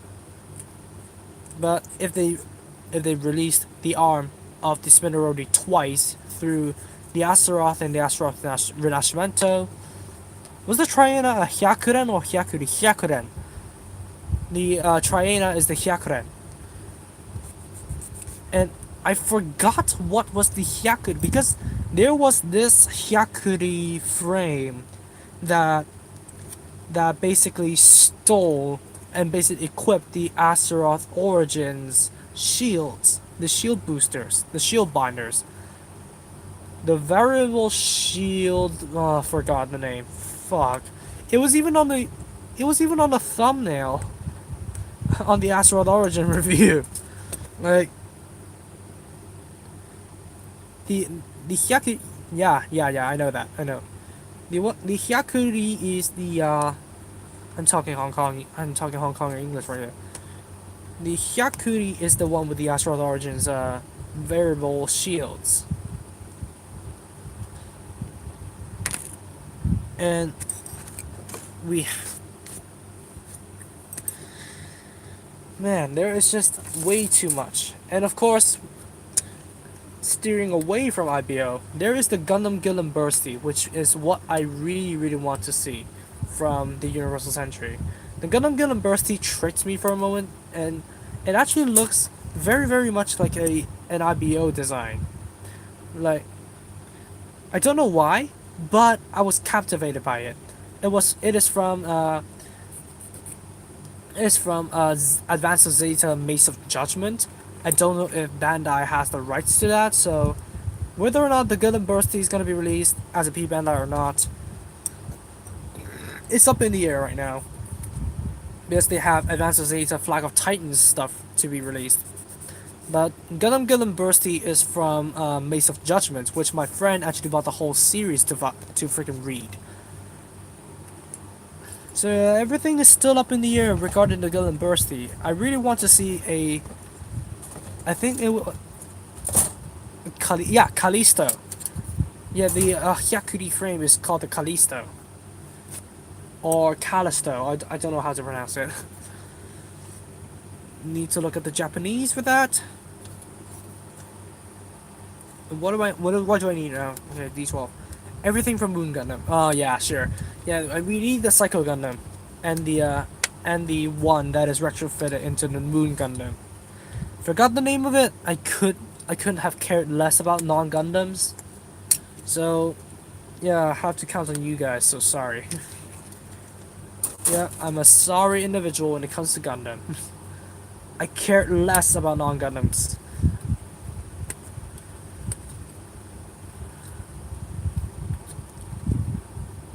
Yeah, I would appreciate if Bandai actually made a Gundam Bursty as a high grade.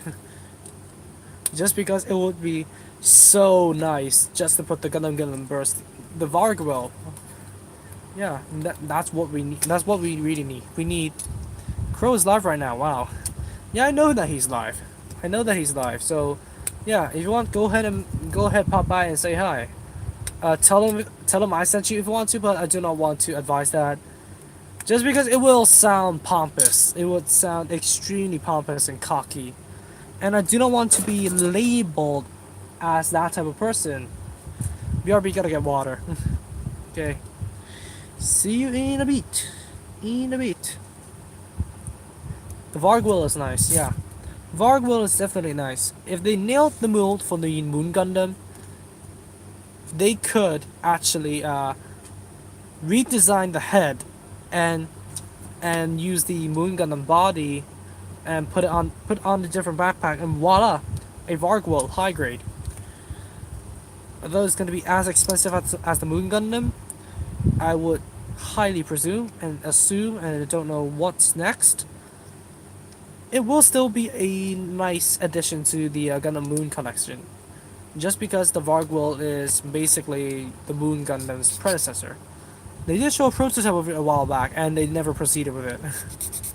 Sadly, says la vie, people, says la vie, says la vie. It's not the first time that Bandai actually scrapped the concepts of what they were gonna make. Remember the Master Grade H3 and HFX? Nobody remembers it? No, it's normal. Definitely normal, because H3 and HFX Master Grades were cancelled. And have you guys remembered the announcement for the transformable Sarah V2? It would be probably like 1,000 yen cheaper or something. But they could go lazy and just reuse the Moon Gundam mold. So yeah, they could definitely go ahead for that and make the price point. Cryzen MGH3 and HFX. Nobody remembers it just because it is cancelled.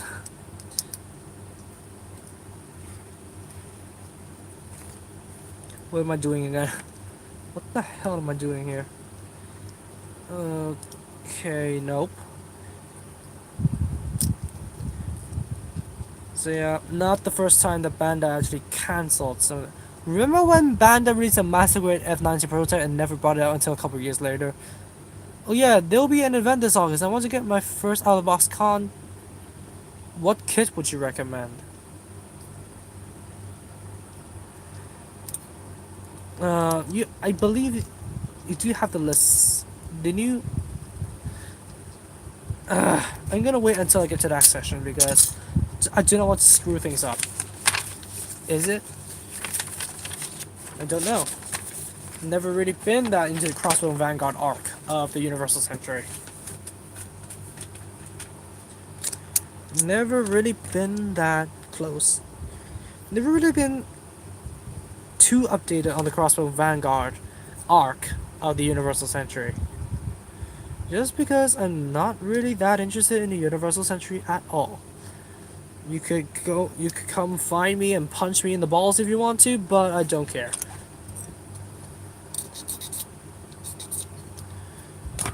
Never really been a fan of the Universal Century.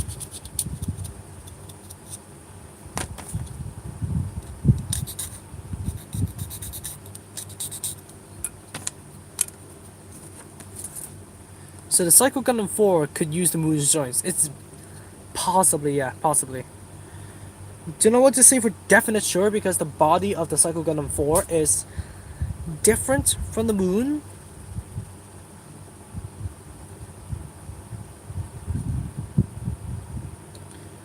But they could possibly use the joints and use the same gimmicks as the Moon Gundam could.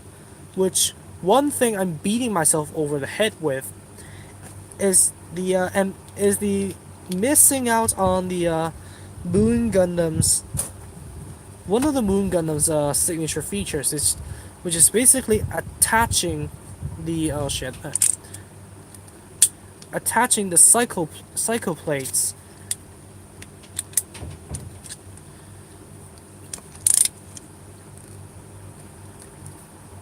Attaching the cycle plates. Have I even gone through this yet?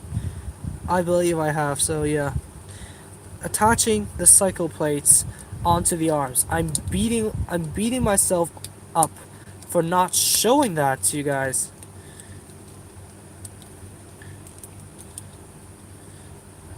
Okay.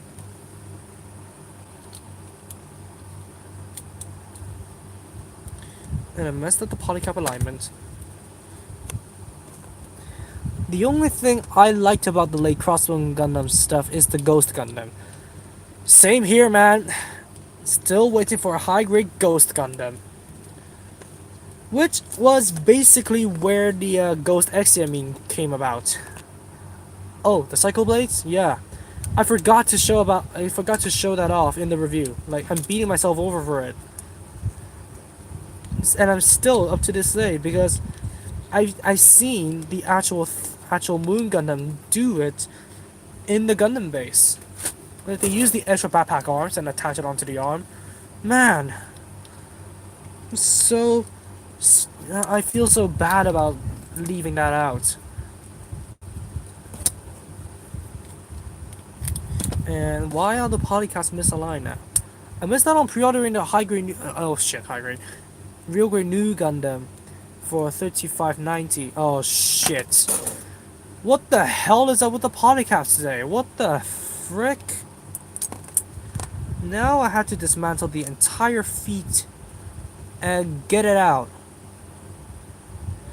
because the polycaps have misaligned themselves again.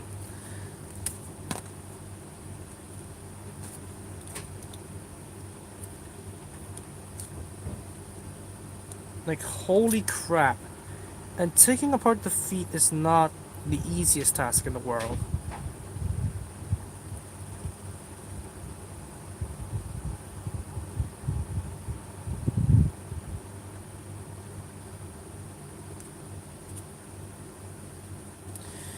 Oh yeah, so you guys bear with me for a moment.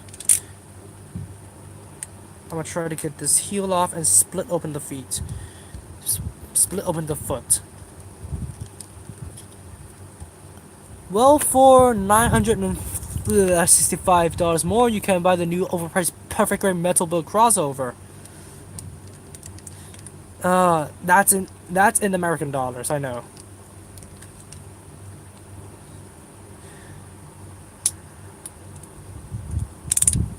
Message retracted. Sorry, I've read it already. Okay, man, what the hell? Man, is it Ghost Exia possessing me? Or is it something else? Because I seem to have more trouble with the polycats today. It's a real spicy meatball. I get it. It's a mask reference. Like, oh my god. Sorry, I had a stroke for a bit. Oh man. What the hell is up with the polycaps today? What the hell? Is this the world's way of telling me that okay, that's enough model building for today. Just switch the Lucifer's Wings Unicorn unit back into the Unicorn mode and get it done. And get it over with. 7 on the MS options F5. Okay, that's okay, what seems to be the problem here? Right. There we go. Everything is fixed. Now I just gotta put everything back together. Kinda like William Afton from Five Nights at Freddy's. Or is it somebody else? I don't know. There we go. The feet put back together. Slam it on here. While I'm looking for an option set 6. Have I reviewed those already? I feel like I have. I still have an MS option set 8 behind my printer. I still have yet to complete the build. I only bought the MS option set 8 just because I saw the Barbatos Lupus Rex use the variable maces in not Gundam Breaker, in Gundam Extreme Versus 2. That's why I'm kinda considering on giving the variable maces for Scorpio or some other constellation as a throwing weapon. Yeah, you have, but I can't find it. So that sucks to be you, isn't it? No, I'm sorry. I literally found all the option sets in GBT, so if you plan a trip to Japan, Tokyo particularly, don't miss out. I really need the expressive hands on the lupus, man. I getcha, I getcha. Yeah, these Kotobuki hands that I'm using on the 1.5 right now is a bit oversized for the Gundam frame. So if it is just for the larger suits, like in the Reborn's Gundam's case, it is well fine, well and fine. I could go for a little bit more Overlord style if I could spare the time to go up to my upper bunk and grab the maybe it's a sign that I should have saved it for a Japan trip. Yeah, save up for a Japan trip, alright. Save up for it. Go to the real grade unicorn gun not real grade. Real life size unicorn Gundam. Everyone started watching anime dub at first, yeah. I started watching anime Cantonese dubs when they were shown on TV. Cantonese dubs, what an honor that I watched something different than you guys. Like, because almost 23% of the world or more uses English. Subs is what is at, brother. Yeah, I know. Because English dubs seem to be more cringy than the OGs.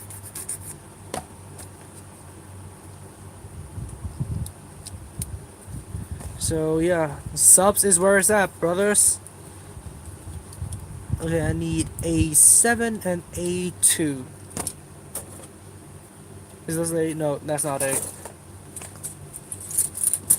I swear I know my alphabet, people, so bear with me for a second. I need to find this frickin' plate.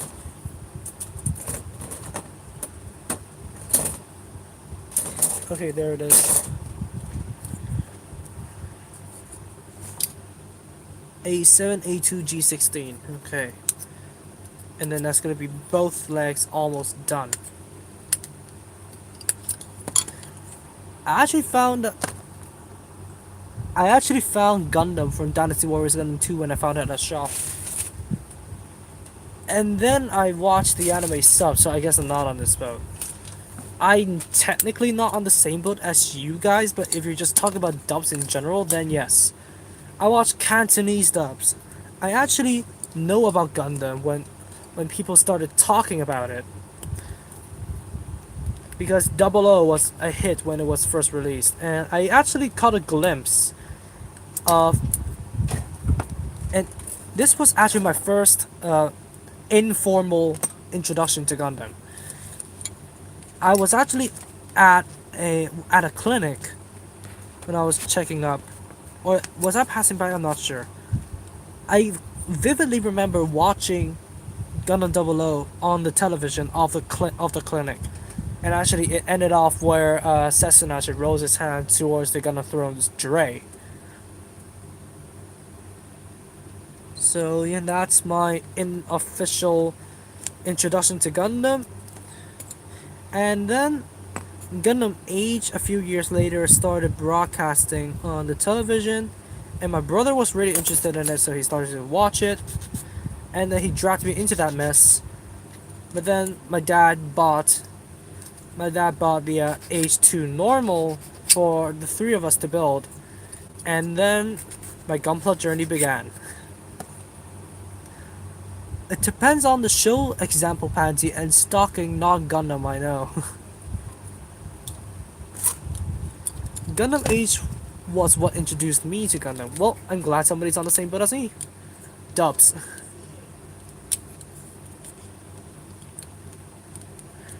Okay, what am I missing here?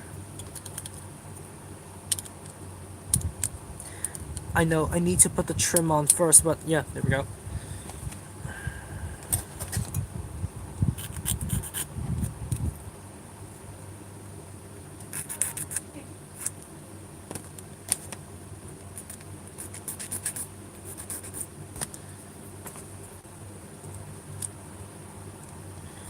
Okay, and I just realized I forgot to sand a part of the joint. Now, I don't think the leg joints is improved at all. At all. I started to lose my voice. I don't think the leg joints are improved at all. So that's to be expected, to be honest with you guys. I don't expect any of the joints to be improved at all. But yeah, if we're talking about the kneeling pose, then I don't know if it is able to pull it off.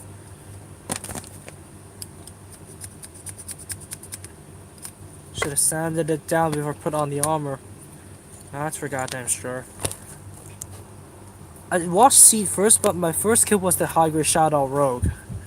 Dubs in reference to the previous comment. Yeah, I know.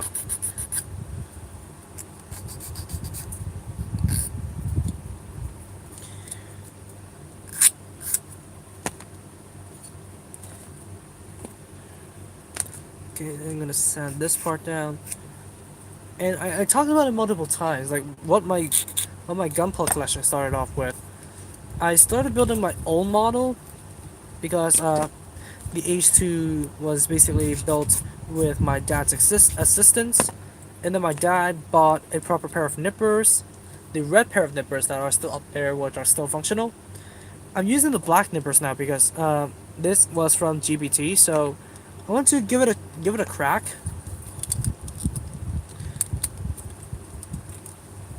So yeah, the only realistic way to line get any more articulation on the leg is the joints extended out. Wings probably my first Gundam I saw, but it was double that got me into Gundam. Then by IBO maybe once to buy a kid.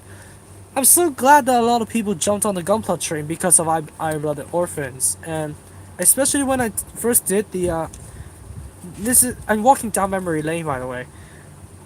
When I did the Gujin Rebake review, like the original Gujin Rebake, I never expected it to just blow up like that. And that's basically where my channel kicked off because a lot of people joined me thanks to the Blooded Orphans reviews because I basically have all, and I mean all, of the IBO kits except for Hyakuren, Hyakuri, and I mean both Hyakurens. I do not have the Hyakuren, Hyakuri, and the Roe. And apart from that, I have all of the Iron Blooded Orphans kits. So yeah, you guys could go ahead and pick and choose which one you want to watch because I practically reviewed all of them. And a lot of people jumped on board this train just because of the Iron Blooded Orphans kit, and I'm really glad about it. Like seriously, I am thankful for you guys jumping on. It's good that you avoided the Hyakuren. I'm not interested in the Hyakuren at all. That's why I avoided it. Not because of any bad comments from other reviewers or something, but it is just that I do not find an interest in that. I do not fancy it at all. Sorry, I'm softening my tone. I am concentrating on the sticker work. What is this? It's a disappointment. Type V3 reveal in the high grade R72 was what convinced me to get Gunpla. My first Gundam show is Gundam C. It was 5 a.m. on the TV. The fight between the Strike Gundam and the Lago is so thrilling. Again, I haven't watched a lot of Gundam yet. I have yet to watch Charge Counterattack before the new Gundam actually released. The real great new Gundam I'm referring to. And I have yet to see a lot of people's favorites like Zeta. I have yet to watch it, and yeah, Seed. I have yet to watch it. So yeah, there's a lot for me to catch up, and I'm looking forward to it. It was the Astaroth with Nashman. Oh, thank you for the warm comments, man. It was the Astaroth with Nashmanto that made me sub to you. Oh my god, thank you. Like as I said, a lot of people jumped on board because of the Iron Blooded Orphans reviews, and I'm absolutely phased about it. It's amazing that you guys just jumped on board. Like, I never expected my Gujian review to blow up that quickly. But then Iron Blooded Orphans just gradually draw more people to the channel, and I absolutely like it. Like, seriously. Although it may seem like I'm one of the more slow growing channels, it's still growth nonetheless. Although I would really hope to get to where Crow is, like sooner. But yeah, that takes time. And I know, for all I know, he has been on YouTube way longer than I have. So yeah, eventually I'll get there. I'll get to the big boom, and then yeah. And by the way, like talking about that, I recently have a thought on my head.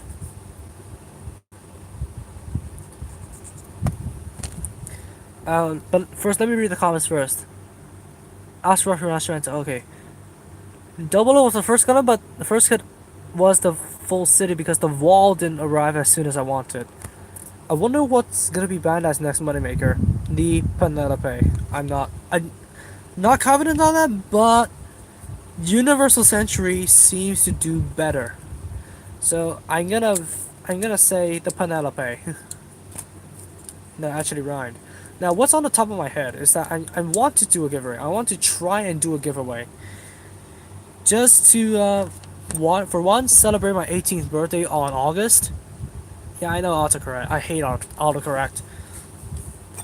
But for two, I really want to just show my gratitude to you guys and do a giveaway. It was the Extreme Gundam review that made me sub, honestly. Oh man, I never thought that the Extreme Gundam, man, because I see reviews of it, like Robert 184. I almost said Robert Downey Jr. Robert 184's review. It was good, but also has a lot of cuts. Sorry guys, sorry guys. I'm so damn. Stream has crashed again. But yeah, Prime 92's review of the Extreme Gundam, the aspect ratios are all over the place. So I don't want to criticize everybody. So yeah, let's just leave it at that, shall we?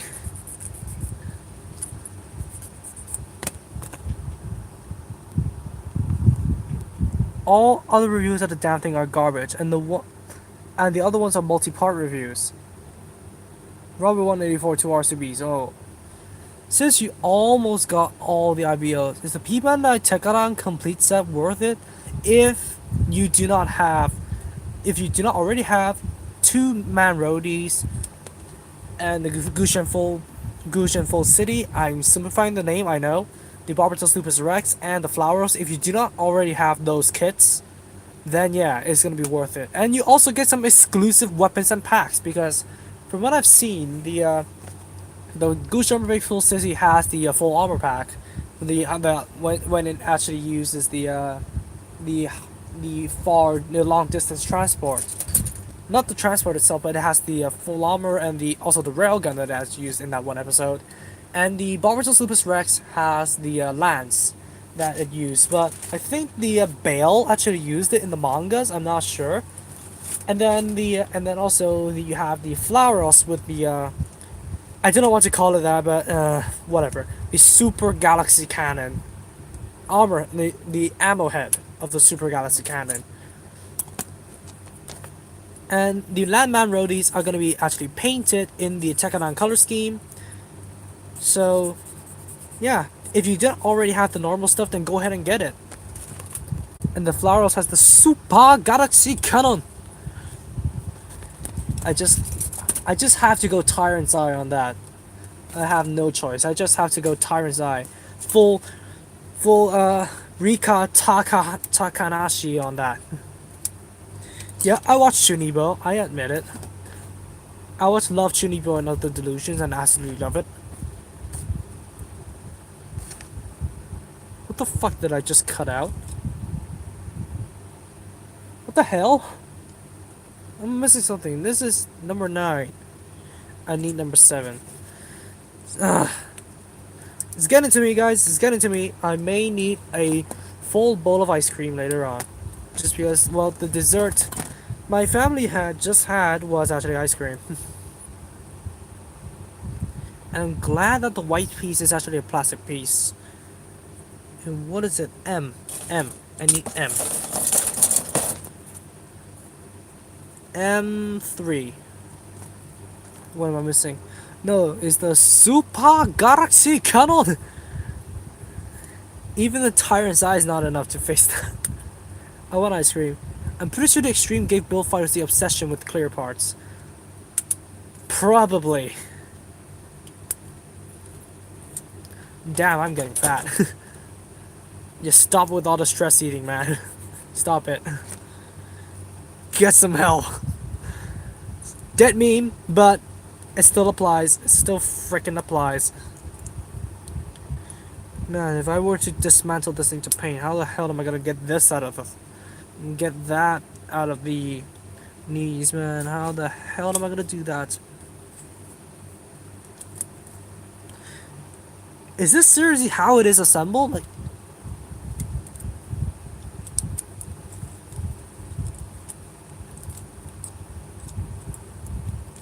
Seriously?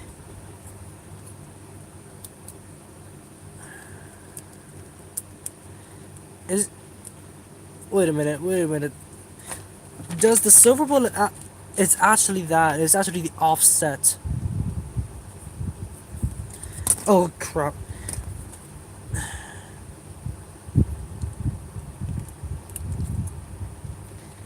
And...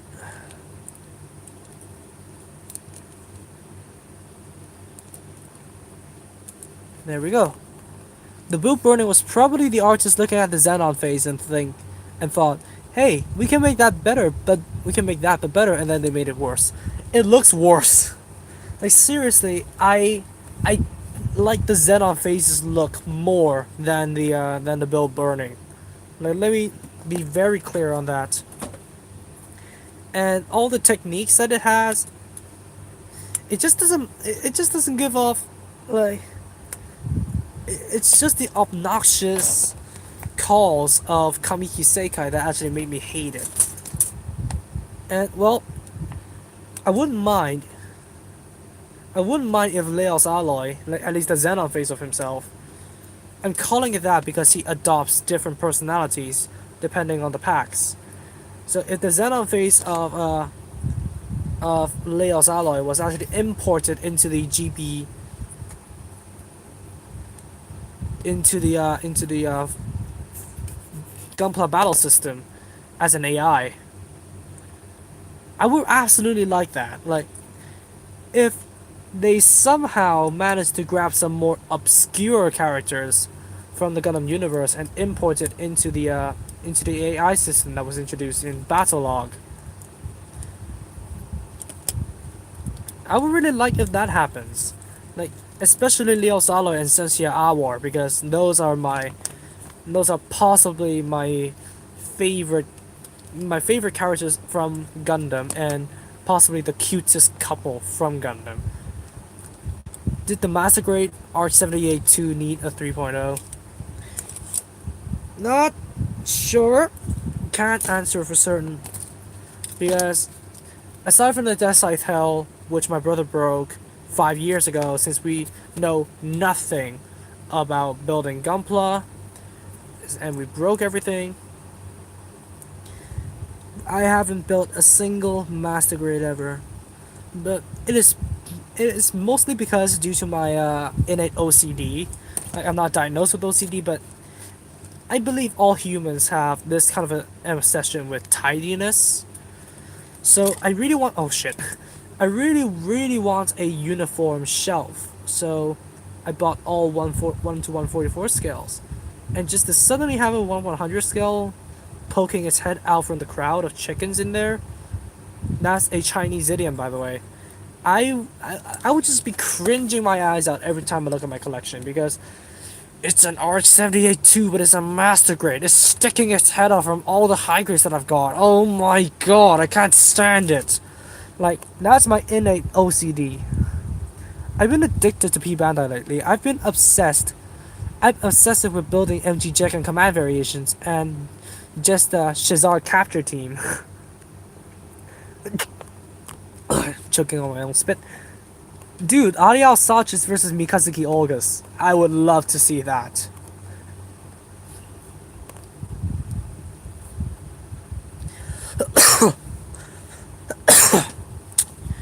As I said, I choked. Okay, I need O1. Where's O1? O112.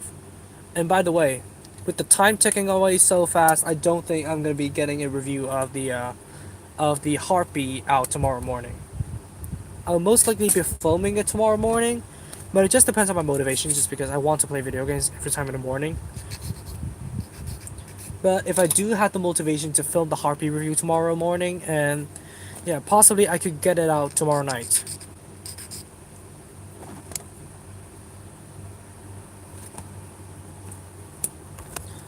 Barbie, are we gonna get yogurt?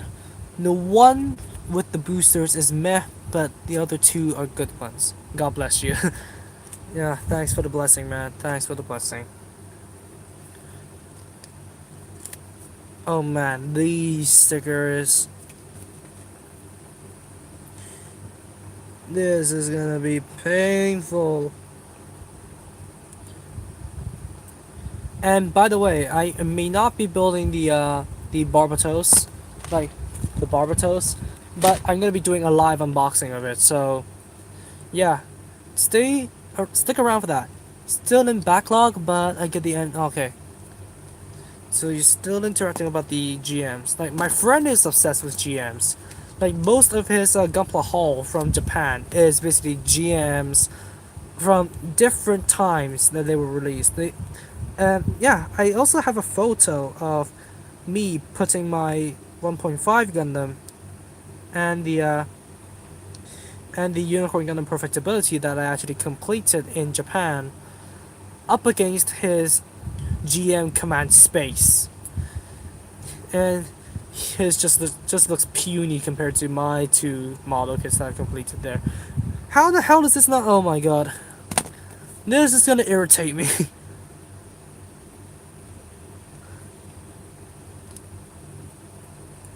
Sounds like a cat. Sounds like a Kakarot 179 clone. 197 clone. Oh, I can't read! For some damn reason, I can't read. I really need my. I really do not need sugar. I almost got. I almost said that I need my sugar fix, but I literally just have Sprite. So my sugar fix. Oh my god, I'm getting high. Not sure why. Is Kakarot 197 like a GM clone? Not a GM clone, a GM fan. I've never really seen his reviews nor interacted with him at all, but yeah. I had to. Oh, okay. Just retracted in front of me. But yeah, since they have laid down the groundwork, he literally's got a full shelf of GMs. Okay. He got like 6 GM Quells. Oh my god. 6 GM Quells? Got the yogurt. By the way, MJ, what street food should I try when I get there? Definitely siu mai. There's no other way of putting it. That's literally the English. It's just snapped into place. Good. Good, good, good. Good, good, good. Now I need the second piece, which is what is it? What is it called? O12, O12, O212. Got any target to build this year, MJ? Still thinking about it. Still thinking about it. But my target is to complete all the kits, all the models that I have planned for the project. Any target builds in this year? I don't know. The only target build is the Real Great New Gunner, which brings me back to what I really want to say. Like 10 minutes ago. I'm seriously thinking about doing a giveaway, but I am in doubt. I don't know how the postal system works, and I am seriously paranoid for being at fault. And yeah, I do not know how much it costs to transport a model kit, especially something like the new Gundam, from here to wherever the hell you're living. Because first of all, I'm not sure about the box weight of the new Gundam. Second of all, I don't know how the postal system works.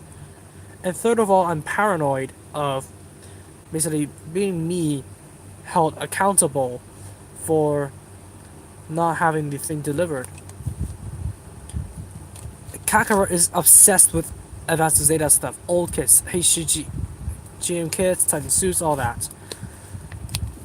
I have seen parts of his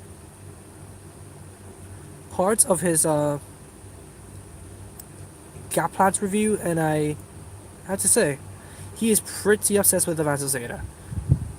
$30 plus shipping, maybe. I'm not sure, but do you guys want a giveaway of the Real Great New Gundam? Like, I'm putting this out there right now. It's still on my table. Like, the idea of a giveaway is still on the table.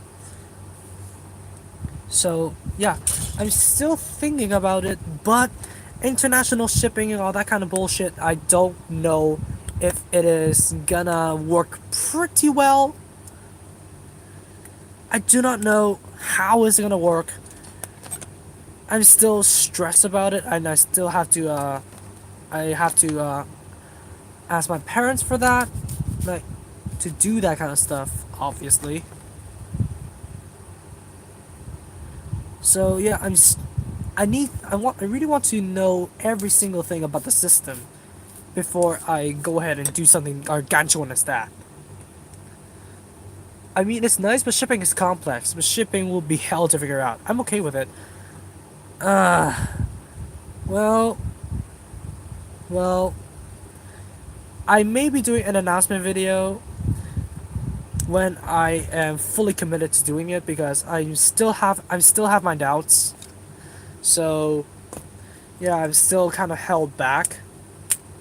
Clicked into place. Good. Still kind of held back by my doubts.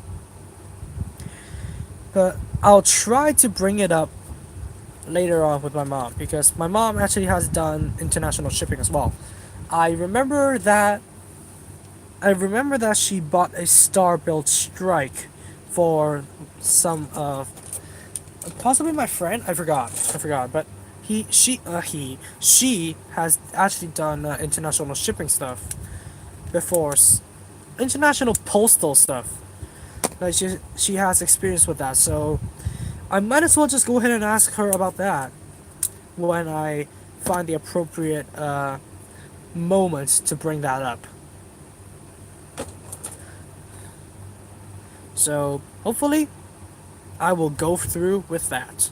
So yeah, pray to the gods. Yep. So real great new Gundam giveaway still on the table. I had to decide because it's only over a month left before the new Gundam is gonna be released. So yeah, I had to make up my mind soon because I just really want to express. Wait a second, how is this assembled?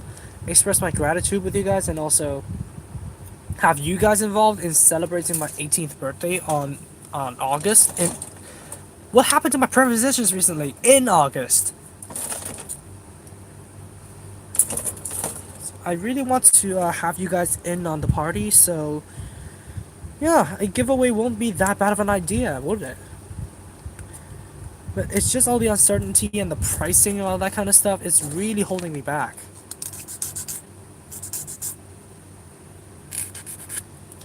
Don't worry, everyone brain farts. Don't worry, everyone brain farts.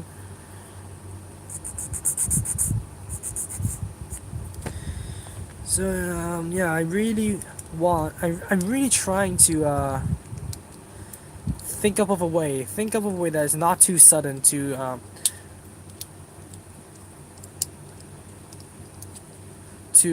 bring this up to my mother. And everything is messing up right now. Everything is just fucking me over right now. Why?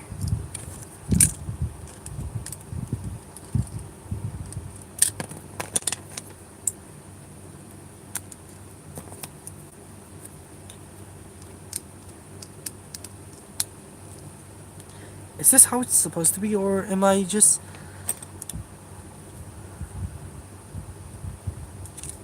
Wait a second, is this the wrong piece?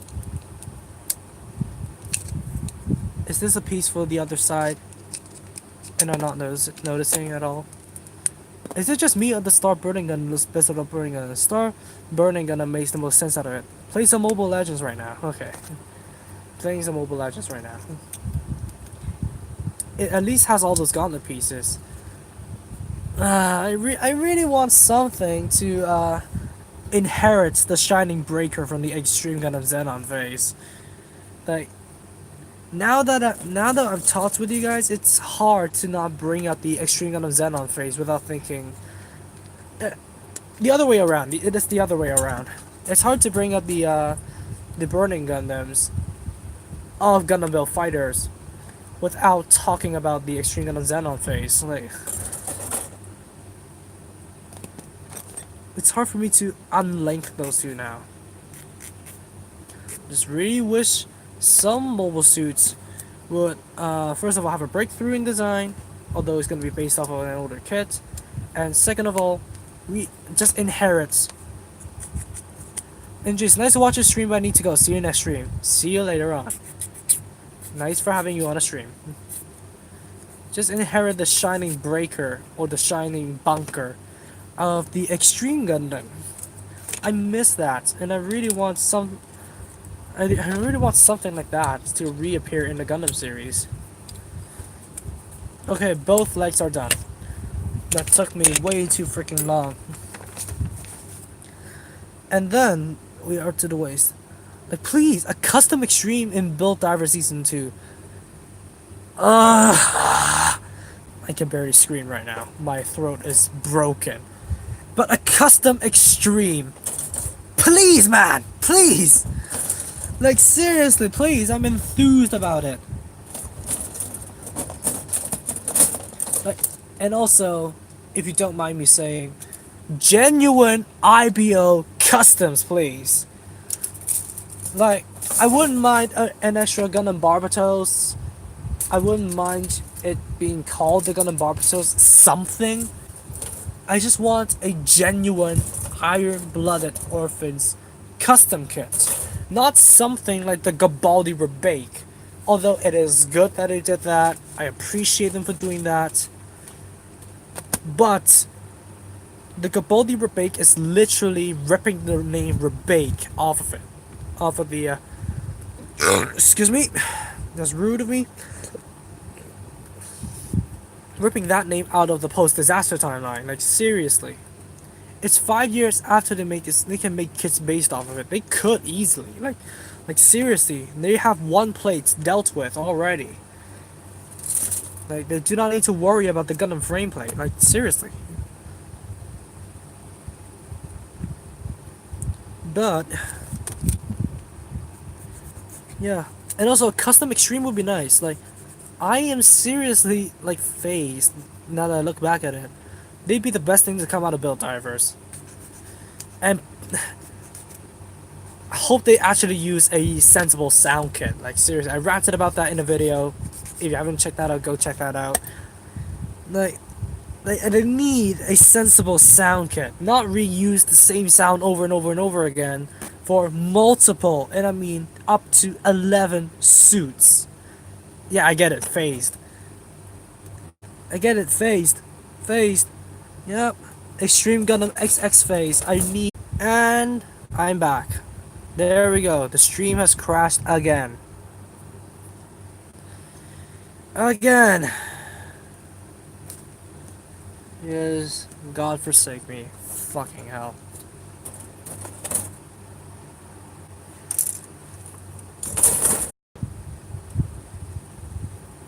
Just please, man. Sorry, guys. The stream had to crash so many times during the full 2 hours. Yeah, F to pay respects. I'm pressing F like multiple times.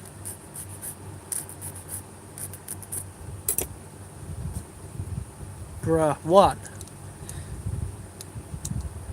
If you have anything to say, just say it. Just spill it. I know I ought to be criticized for this.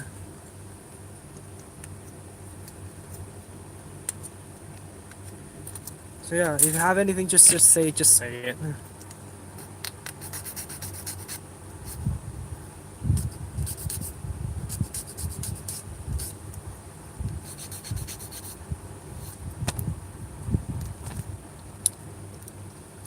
stream crashes, lol.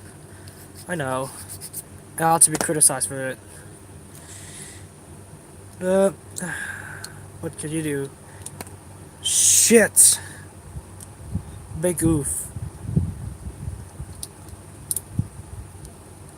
Well, there goes everything going wrong about it again. Oh my god.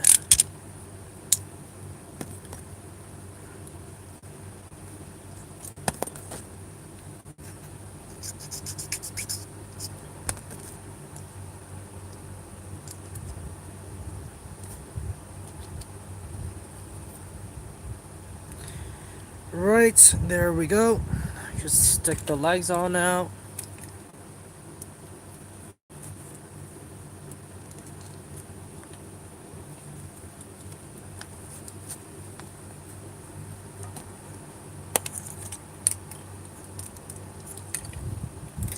Oh no. Is this gonna be one of the problems of this kit? That the right arm is gonna be particularly loose? Man, I need some time to determine whether or not that's gonna be a damn problem. Which it seems to be right now.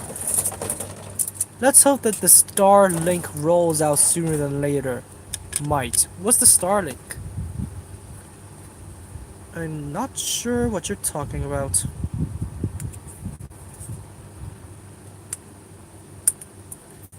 And then the one black piece on the waist.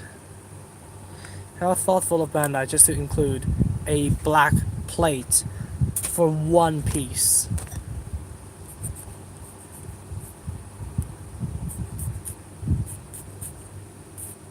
Let's move him out of the way. Is this still working correctly for you guys? Is this still working correctly? It's starting to kind of lag a bit on mine. It's working fine for me. Yeah, because like you're like the only one that's on the stream right now. FPS is a bit choppy though. Can't help it. I cannot adjust anything like that on my phone. I still have to figure out how to link a. I still need to buy a webcam. Like seriously, I need to buy a webcam.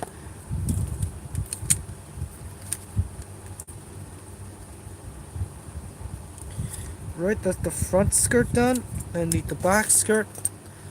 Well, yeah, but it'd work for everyone probably.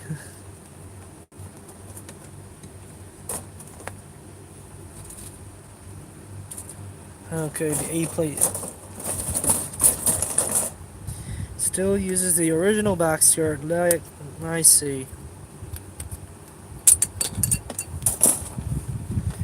Yep. Still kind of infuriated that the stream has a crash.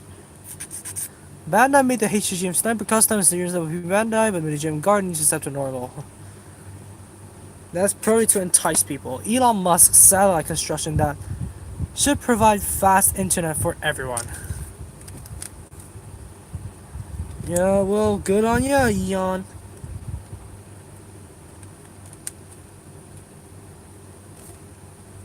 What? Wait a second, I'm missing out on something here.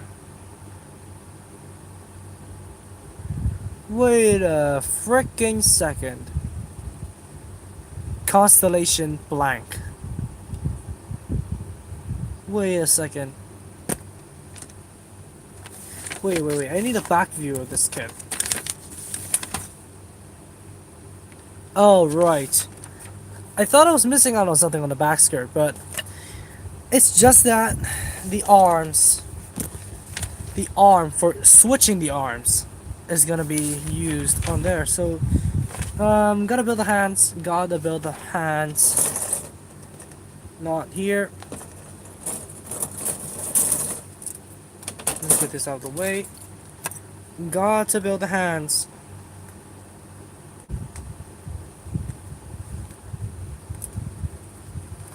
Well, at least one arm is articulated. Yeah, the one rear extra arm.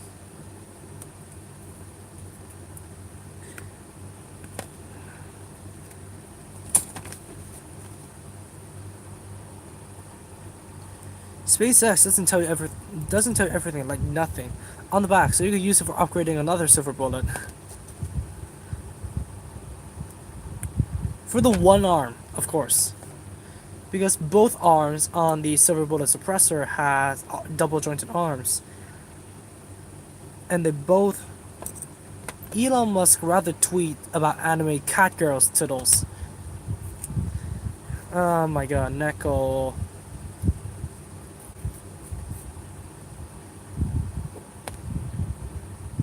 Hey, hey, welcome newcomers to the stream. Scientists have confirmed that cat girls are possible, but lack funding. Elon Musk. That's definitely interesting in the science part of things. Let's get Bill Nye on the case here. Where's the D plate, man? Elon, I can fix that. Let's get Bill Nye on the case here and see what he thinks about it.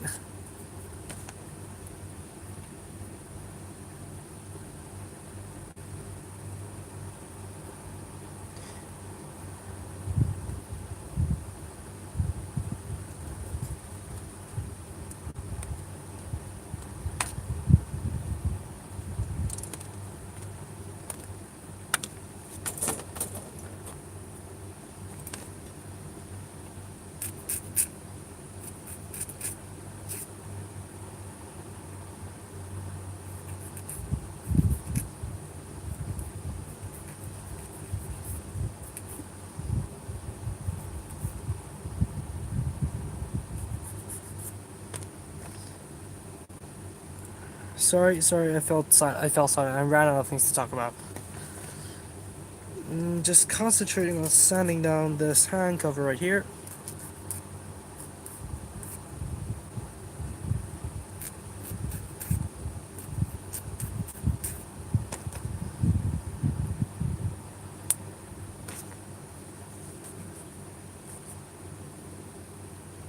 There we go. Both hands done. Crashed again. Oof. It didn't crash. It crashed for you. Possibly crashed for you. Like, by the way, the silver bullet suppressor, it looks cool, but I want to go back to the design standpoint. Like, whose idea is it to give a weapon that the silver bullet cannot handle to this guy? Like, seriously, they had to manufacture 5 arms every time this guy goes ahead and sorties, because on us, can you check if the suppressor can use the wire arm? It doesn't come with wires, so it cannot use the wire arms. And this particular joint is designed to just like stay on. So there's no wire mechanics. There is no wire mechanics in this arm. There is no incoms, there's no missile launchers, there is no wire mechanics whatsoever. So all you're stuck with is just a regular suit with a beam magnum and a backpack full of arms, full of dismembered arms from failed products of the silver bullet. So yeah, no wire mechanics whatsoever. But I do know that those are the original arms. I don't know the original joints are back in here. I think the original joints are no, this is not the plate. Is this the one? Yeah, the original joints are here. So, and then the original claw hands are here. So, I would build those, but off screen. So, yeah, I would build whatever I could build that is left from the original silver bullet and the Dovin Wolf.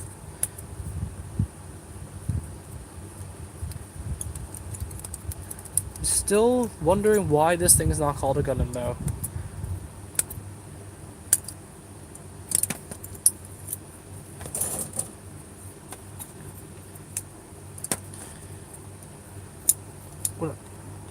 Imagine if the arms would fly around as the wire things, Lamau.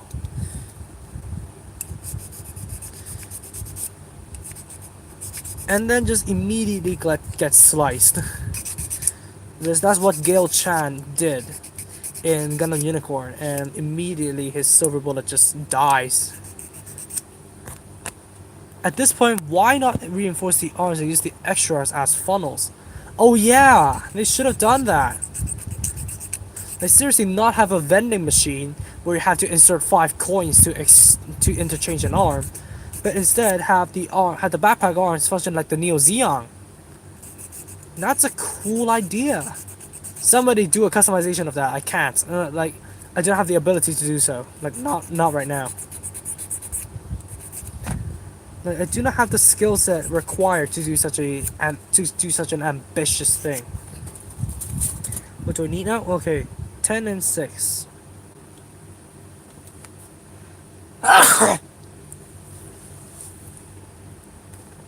Excuse me.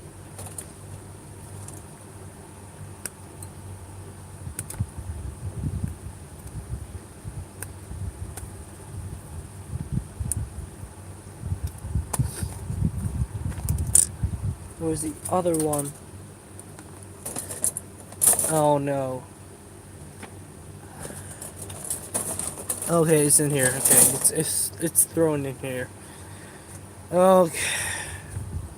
Man, that's Bandai released the Highway Satchar as a normal release or a Heavy Gundam P Bandai.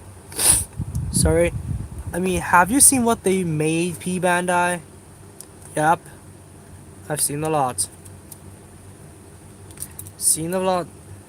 There was a P Bandai Dom Tropin that only came with an extra. That's ridiculous. No, I'm not judging the legitibility of like I'm not judging whether it's legit or not, but it's just ridiculous in Bandai's part. They only released a P Bandai Dom Tropin with an extra hand. That's ridiculous on Bandai's part, like seriously.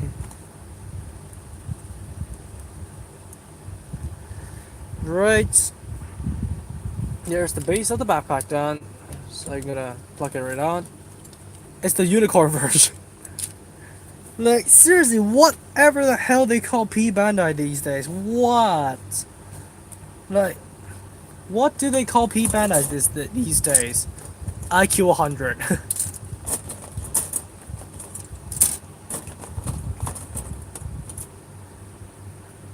Alright. Let me build the beam Macklin first, because that's gonna be an easy task. Because, I haven't built that many unicorn variants yet, but... fuck it. I just want to get this plate out of the way.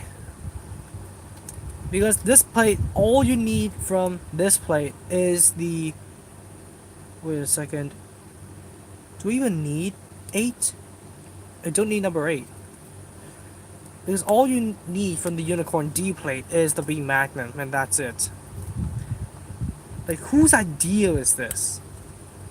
Like, to give a weapon to a mobile suit that cannot handle it, and has to switch out the arms every single time it takes a shot. Like, whose idea is it? And I have to question that every time.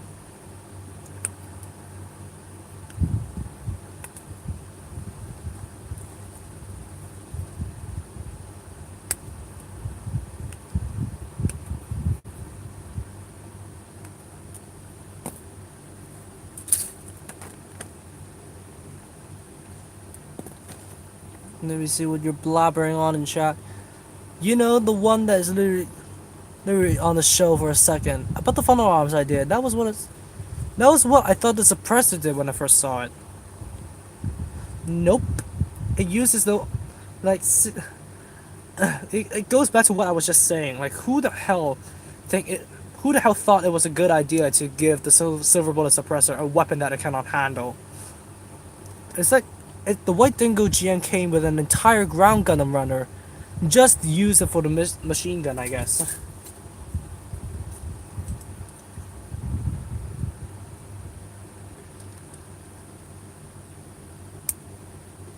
Wait a second, I am doing something wrong.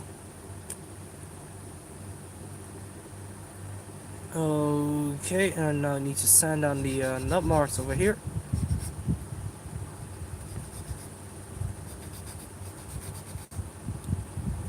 Okay, there's the beam mat not done because I still need to build the foregrip.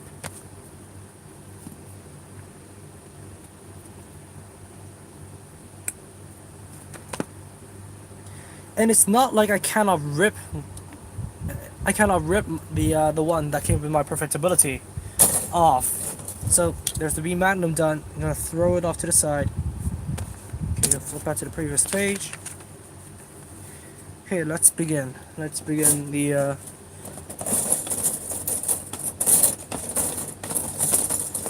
wait a minute, where are the old plates? Are these the old plates? These are the old plates. Oh god. Completely flipped on my head today. Can't stand it.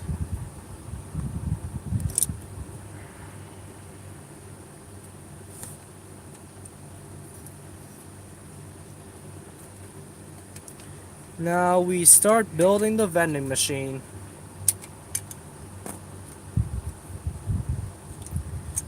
Like the reference that I threw in the unboxing, like the silver bullet suppressor being a vending machine of arms, like is a reference to those smart vending machines. Have you guys ever seen those? Like the Polytechnic University of Hong Kong actually had one of those. So it is like when you pay it, there's like a container that will shift around, and then there's a trapdoor that will open up to give it the selection, and then tip it out from the machine from the side of the machine. That is kind of like the reference that I was going for. So in the review, I'm gonna be I'm gonna be going for another like a vending machine reference. So yeah, look forward to that. Like I'm serious. Like the mechanic of it switching the arms it can excuse me. When I thought of it as a vending machine, it it cannot leave my head. Like seriously, no, actually. Then probably you've never seen any kind of vending machine like that.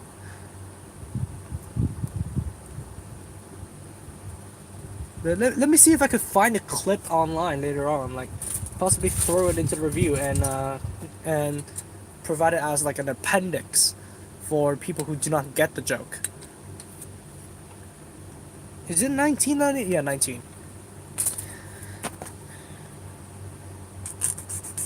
I don't know if that vending machine was self-developed or not, because the Polytechnic University is actually known for its technological developments.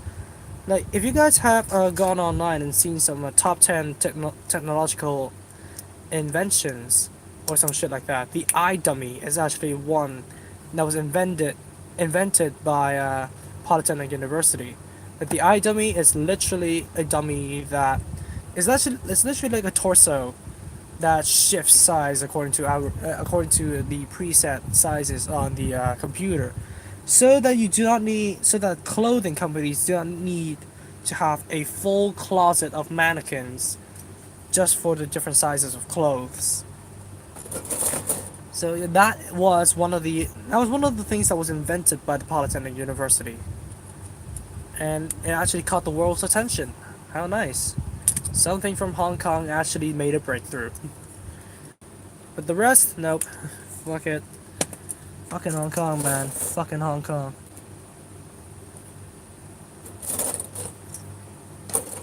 What am I looking for again?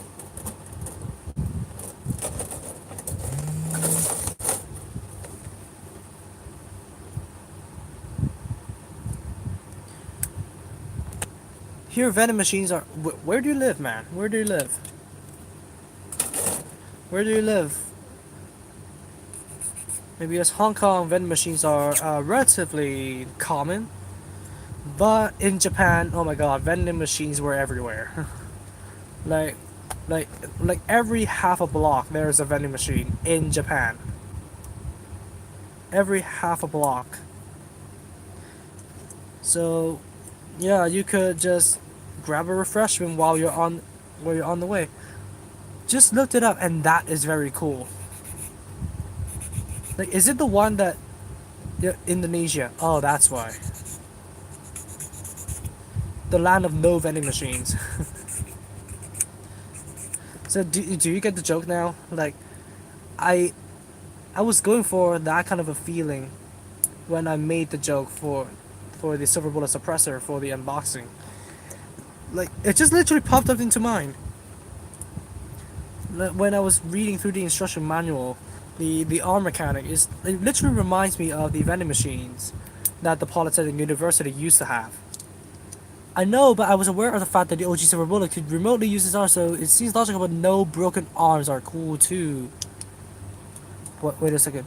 But no broken arms are cool too. Yeah, makes sense. Okay, so I'm gonna plop this on. There's one of those.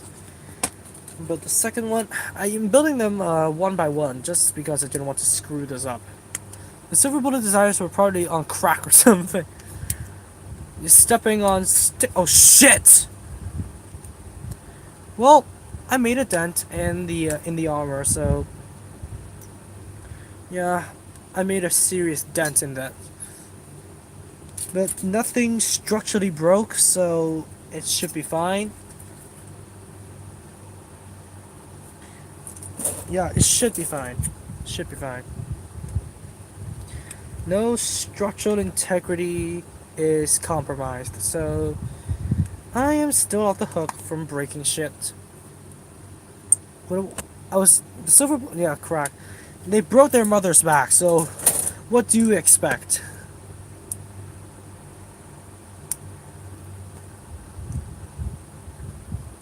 Oof, yeah, seriously, oof. It is not that noticeable now, but you can see like a stress mark there. Ah, that's the dent.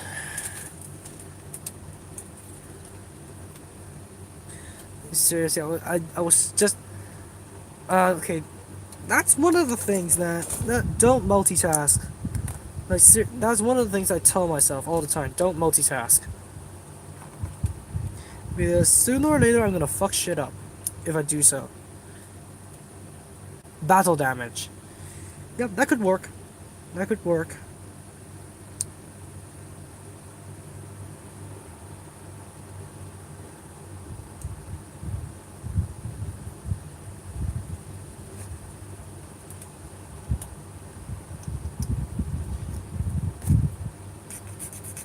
I mean, they still have the unicorn gun, so why not just research that thing's arm and reinforce the silver? Oh yeah, that's my point, man.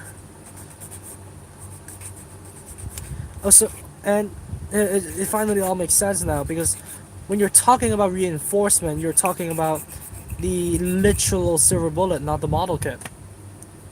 Now that makes a lot of sense. Like, as I said, I'm an Aspie. I get messages way too late. So yeah, you have no choice but to forgive me for that. I'm so sorry.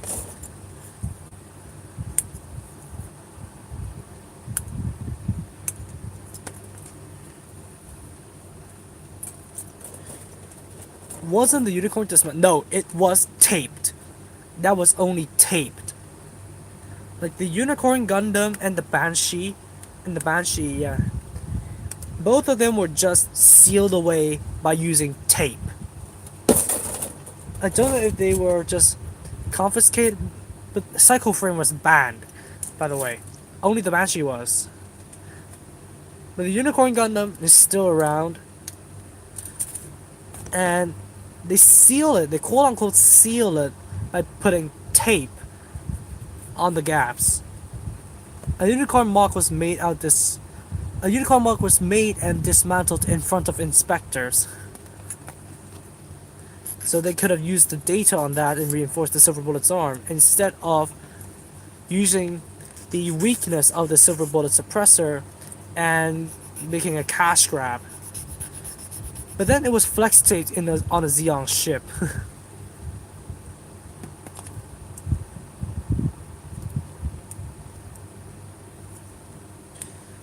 Yeah, how would you expect tape to work on a Gundam?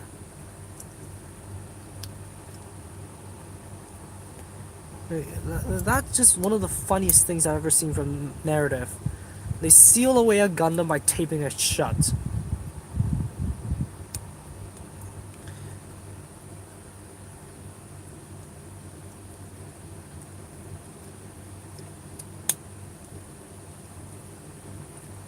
Okay, that works.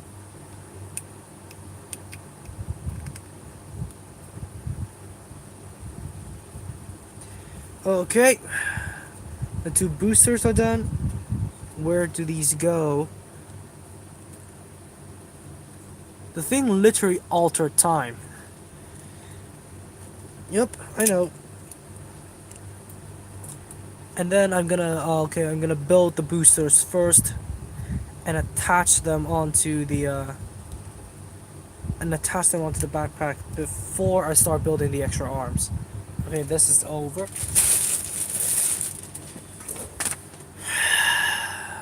This is gonna be a long haul, isn't it?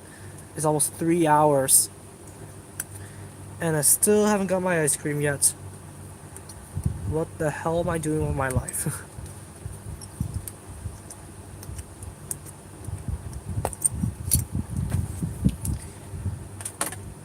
I really need my ice cream, man. Starting to lose my voice over here. Hopefully this will be completed quick. Like seriously, let me talk about the Lucifer wing build. The Lucifer wing build actually took me 12 hours to build. And boy oh boy wasn't that torturous.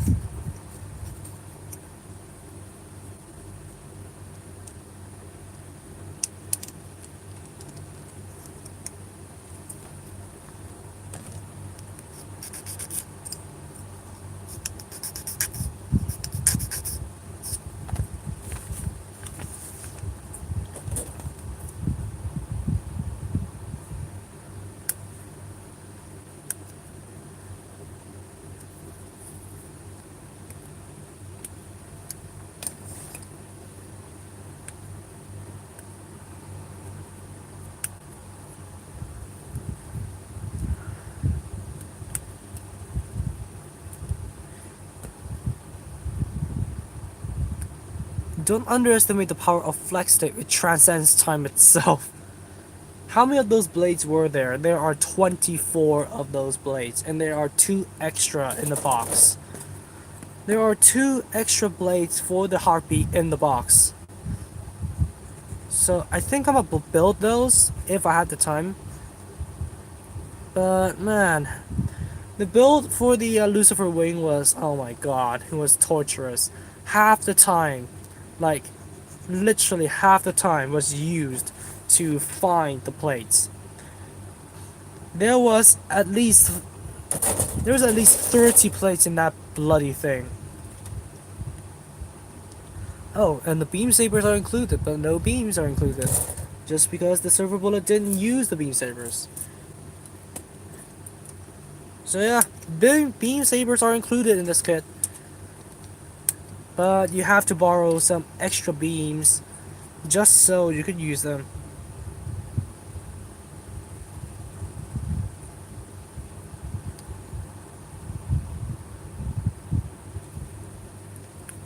Ouch. Yeah, ouch.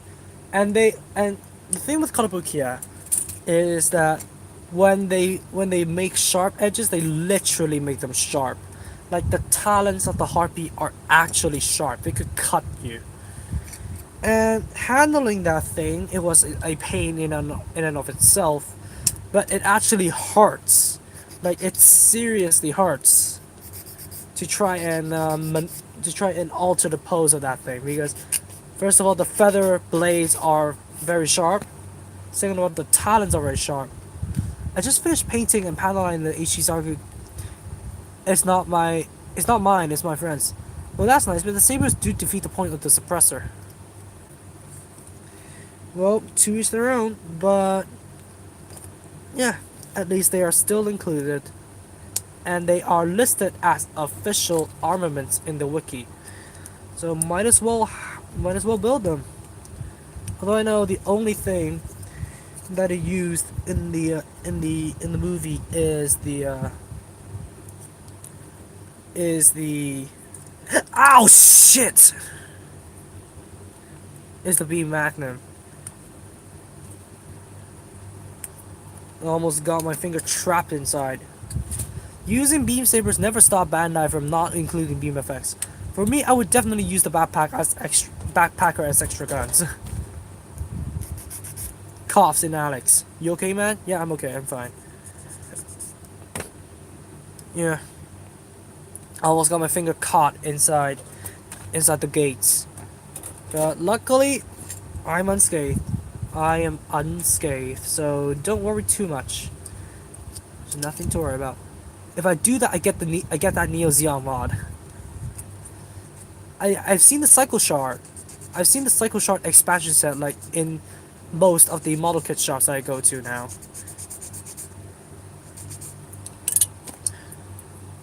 But it's of no use for me.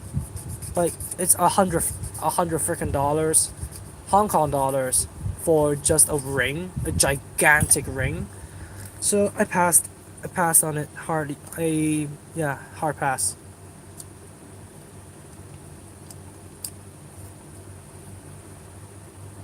How is this thing built again?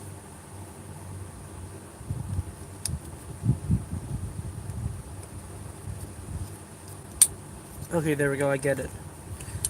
I got it. Where the heck is the second one? Am I not seeing the second? Oh, there we go. I almost thought Ghost Exia stole something again. Okay, let's equip the boosters onto the back.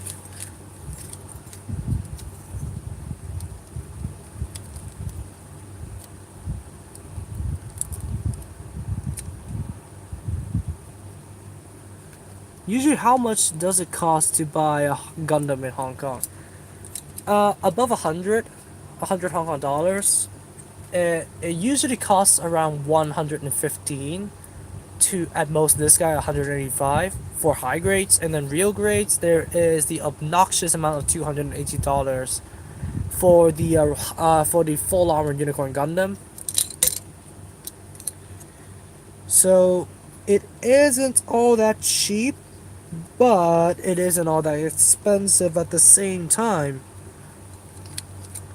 So yeah, buying Gunpla kits here, you do not need to worry about too much. Do not worry. You do not need to worry too much about the price. It's good. Anyone here watch Kill la Kill?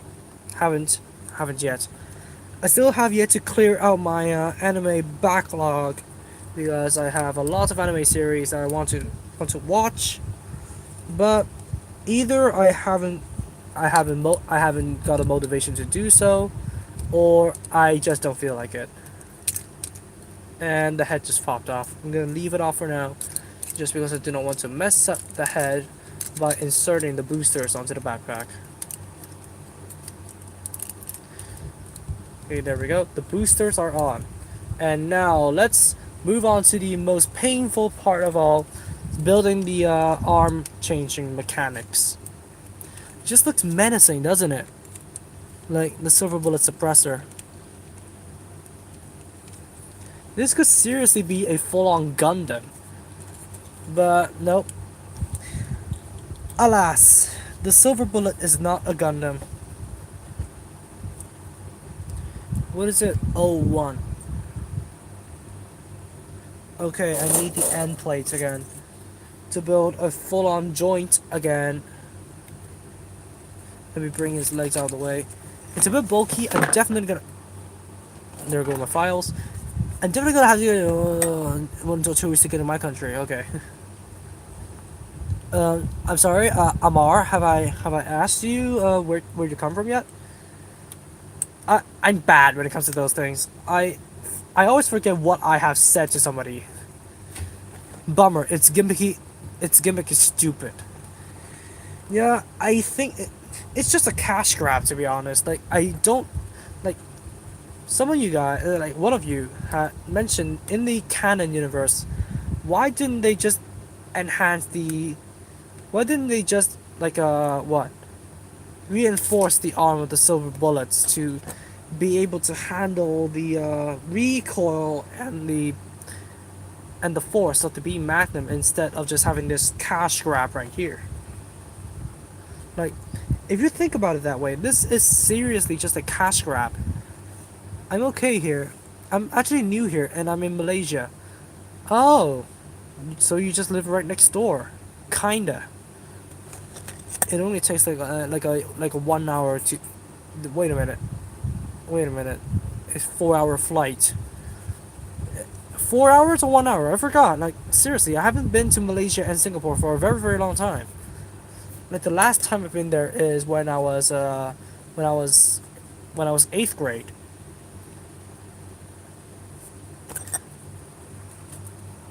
So it has been a long time.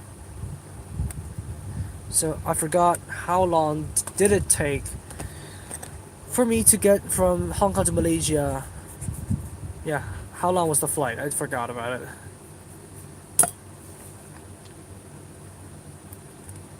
There we go. There's the joint.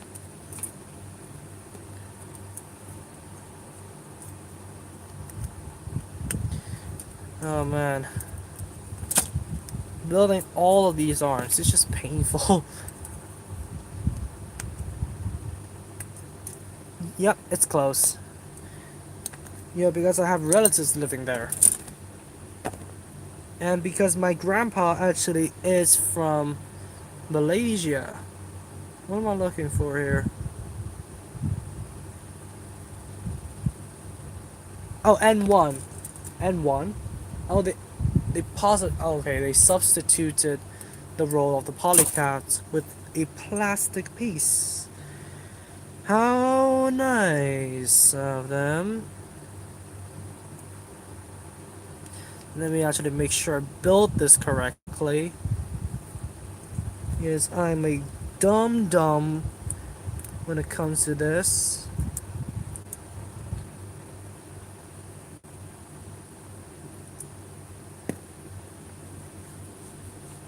Oh wait, can you use the original joints? These single joint elbows on the spare arms if they are included? They are included.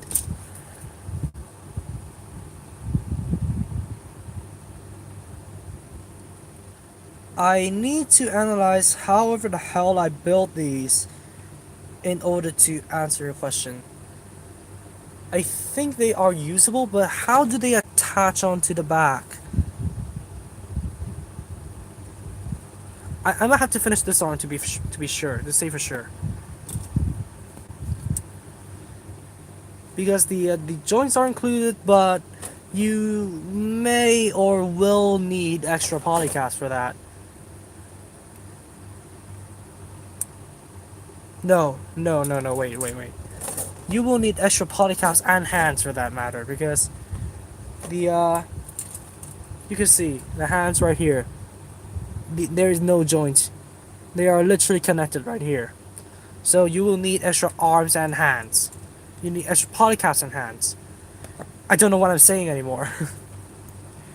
Just throw that out the window. I still need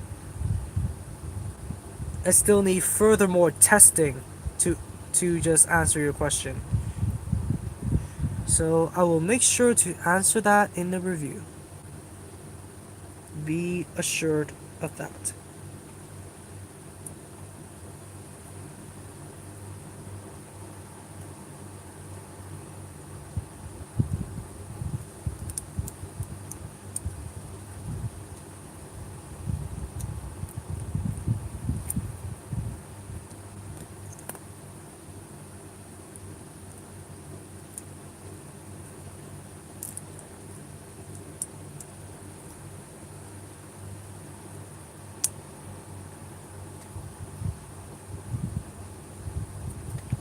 They even have like the extra arm pieces that they included in the new plates.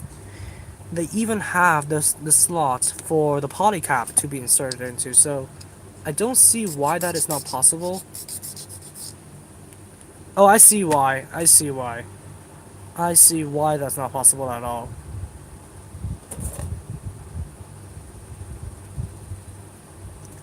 Because it may be connected differently into the shoulders. Yeah, they won't work. They won't work.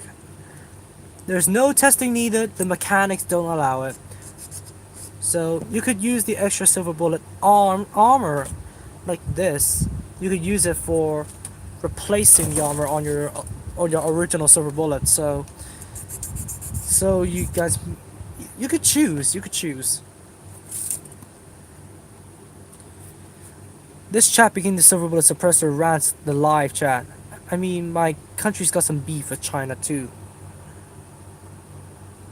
Wait a minute.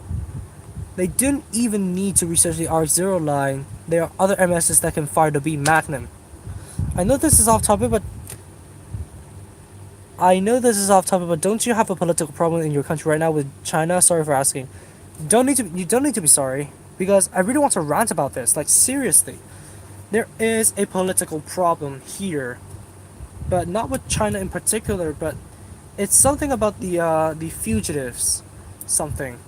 I'm not sure. I'm not really that into politics, but it is just like I could tell you the origin of where this all spawned from because yeah, there was this Hong Konger couple that went to Taiwan for a vacation, and then when the couple returned, only the male returned, but the female, well, she was killed by the boyfriend in Taiwan, and since the crime was committed in Taiwan, the boyfriend thought that he could get away with it just by returning to Hong Kong because just because it's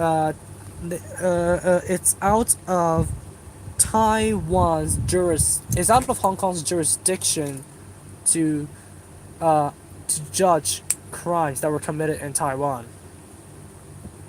and that's when the Hong Kong government said that's enough. We cannot allow that to happen, and thus the war for changing the fugitive laws or something like that. Don't really know how to translate it into English. Begins. And that's where it all started. Like that case was committed like almost 2 to 3 years ago,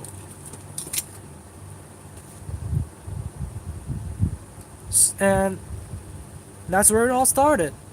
And then I don't know why, but I never really want to care about what the students and people were up against, like what they were objecting to. But what I do care is the response. I want to ask you guys: have you ever guys, fuck, have you guys ever heard of the umbrella movement that happened here like 4 years ago? Like, if you did, that's basically the demonstration that was from the demonstration or the protest that happened last week was basically that, but turned up a notch.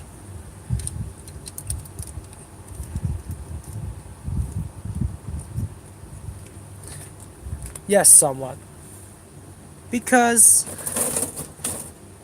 because the protesters or the demonstrators were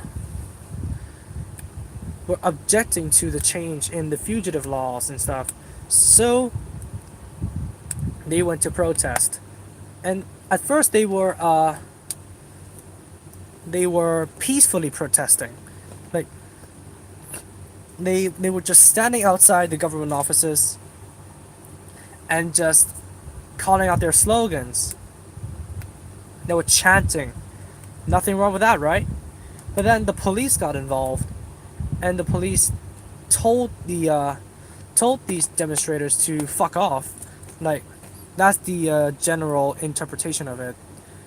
They told them to leave the scene, but oh shit, did I do something wrong?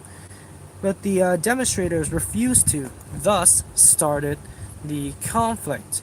Demonstrators pried bricks out of the road and threw those at the police officers, and they grabbed the iron bars around, like those iron fences, and they started to attack.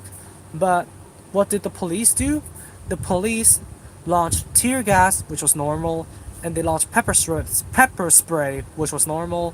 But then all of a sudden, they came to the they came to the point where they launched rubber bullets, like rubber bullets, real guns, rubber bullets, and they have those spread bullets, like they have rubber bullets tied up in a bag and they shoot it out, and those rubber bullets spread out like a shotgun.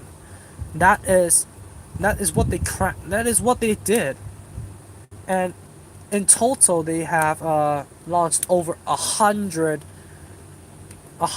something what is it, tear gas. They launched 100 something rounds of tear gas and 40 something rounds of those rubber spread bullets and rubber bullets in general. They launched that amount of that shit up against the uh, the protesters the protesters with just umbrellas.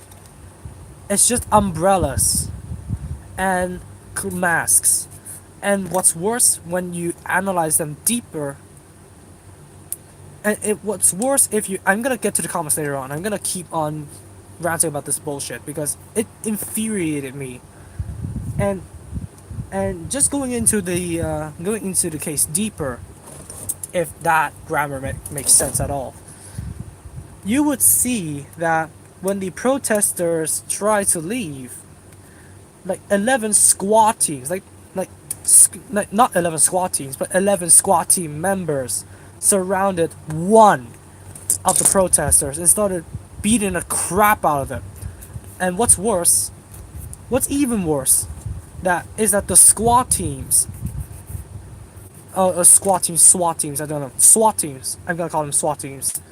The SWAT teams, like those heavy duty units of the police force, do not have numbers. They do not have labels. They do not have their own ID numbers hanging on their uniforms. They are numberless. Nobody is going to be able to identify them whenever they want to try and complain about it to the police department. And that's only what happened during the protest. And the insult and the injury to those bystanders and those who just so happened to walk by Admiralty that day, those that just so happened to walk past Admiralty that day, is also assaulted by the police. And the reporters that were there got either insulted or attacked by the police. And of course, some people, some of the demonstrators that came out from Admiralty Station, the MTR station, if you guys don't know, were halted by the police. Halted by the police for a baggage check, and they found like 4 bottles of iced water in the bags, and they said, "Nope, you're coming with us."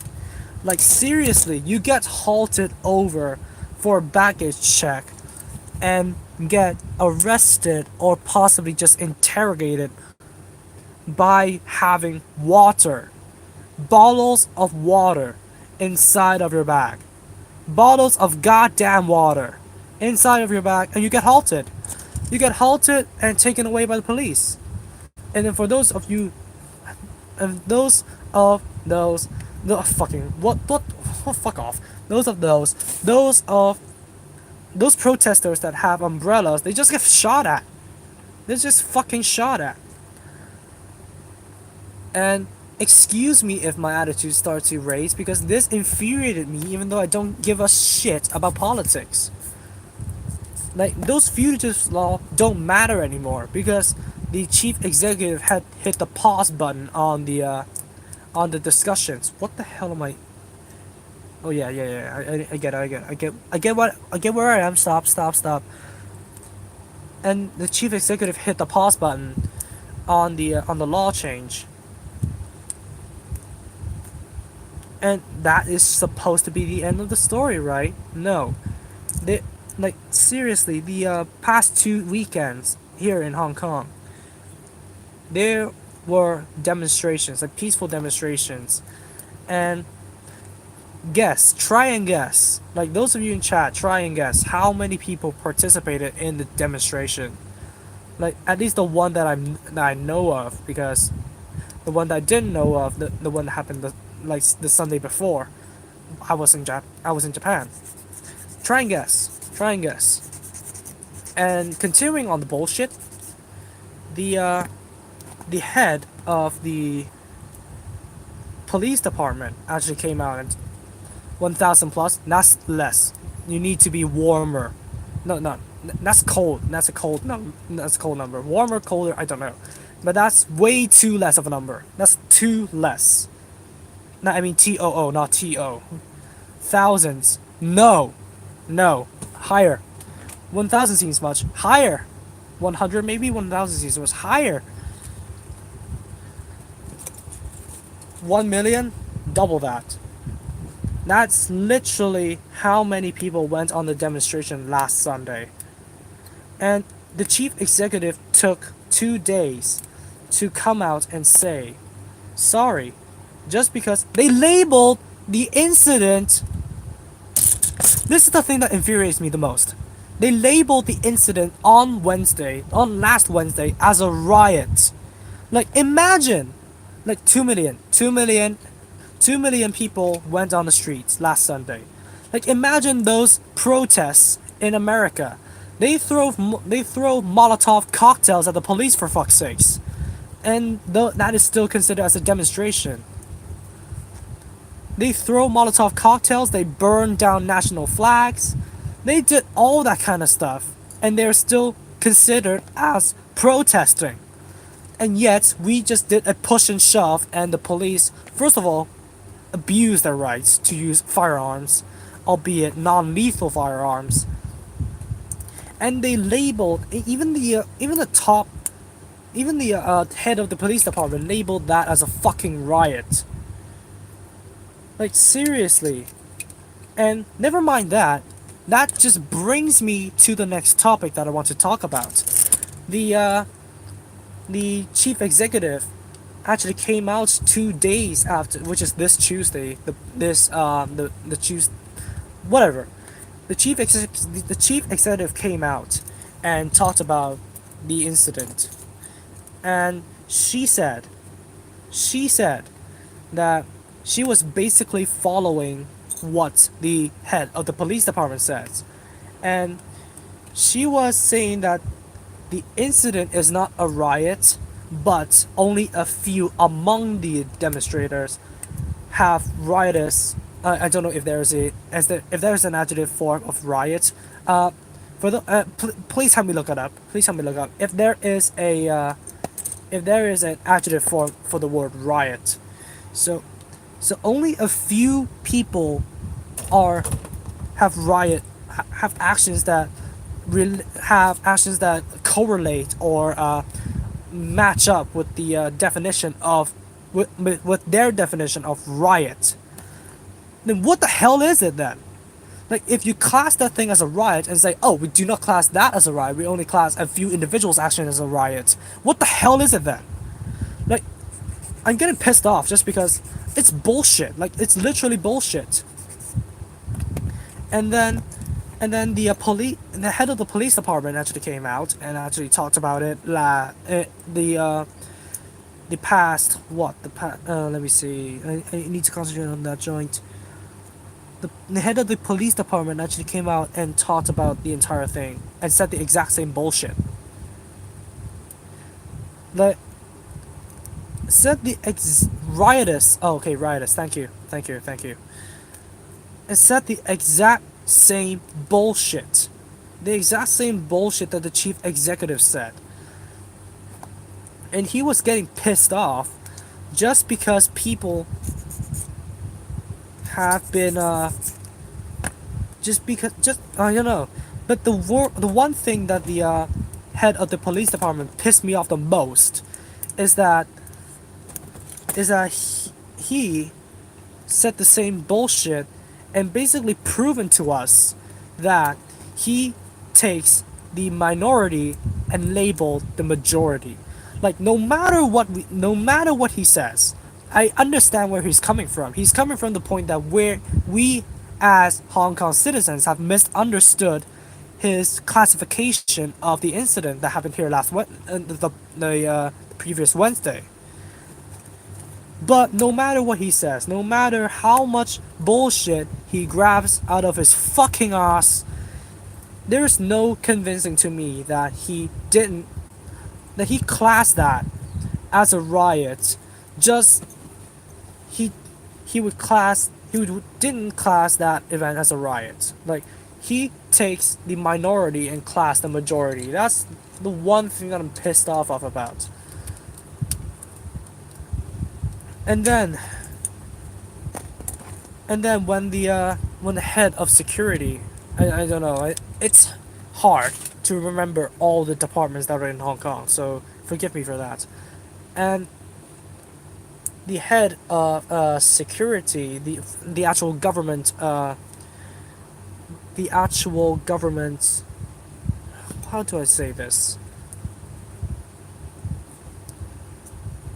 Uh, the actual government bureau that is responsible for safety. And that head, we call him Pikachu because his Chinese name is pronounced similarly to the Chinese name of Pikachu. So I'm gonna call him Pikachu from now on, but no offense to those who like Pokemon. So Pikachu actually came out to the Legislative Council and talked about the uh, the incident as well. And some of the legislative councillors actually brought out what I want to say. If they like, the one thing that the one thing that Pikachu infuriated me the most is that he basically gave himself an excuse that okay, the SWAT team uniforms do not have enough space on the uniform to display their numbers. That's why they're not there. Untrue. Bullshit. Like what the hell is that twat talking about? Like I'm not that much of a fucking infantile pillock to believe that he is not given an excuse. Like the SWAT team's uniforms do not have enough space just because I don't know, they have to carry ammunition or something. Bullshit. Like literal steaming bullshit. These SWAT team uniforms do not have enough space to put a number on it. A freaking number. Like I and okay, the arms are done. The backup arms are done. Okay, now we move on to the mechanic.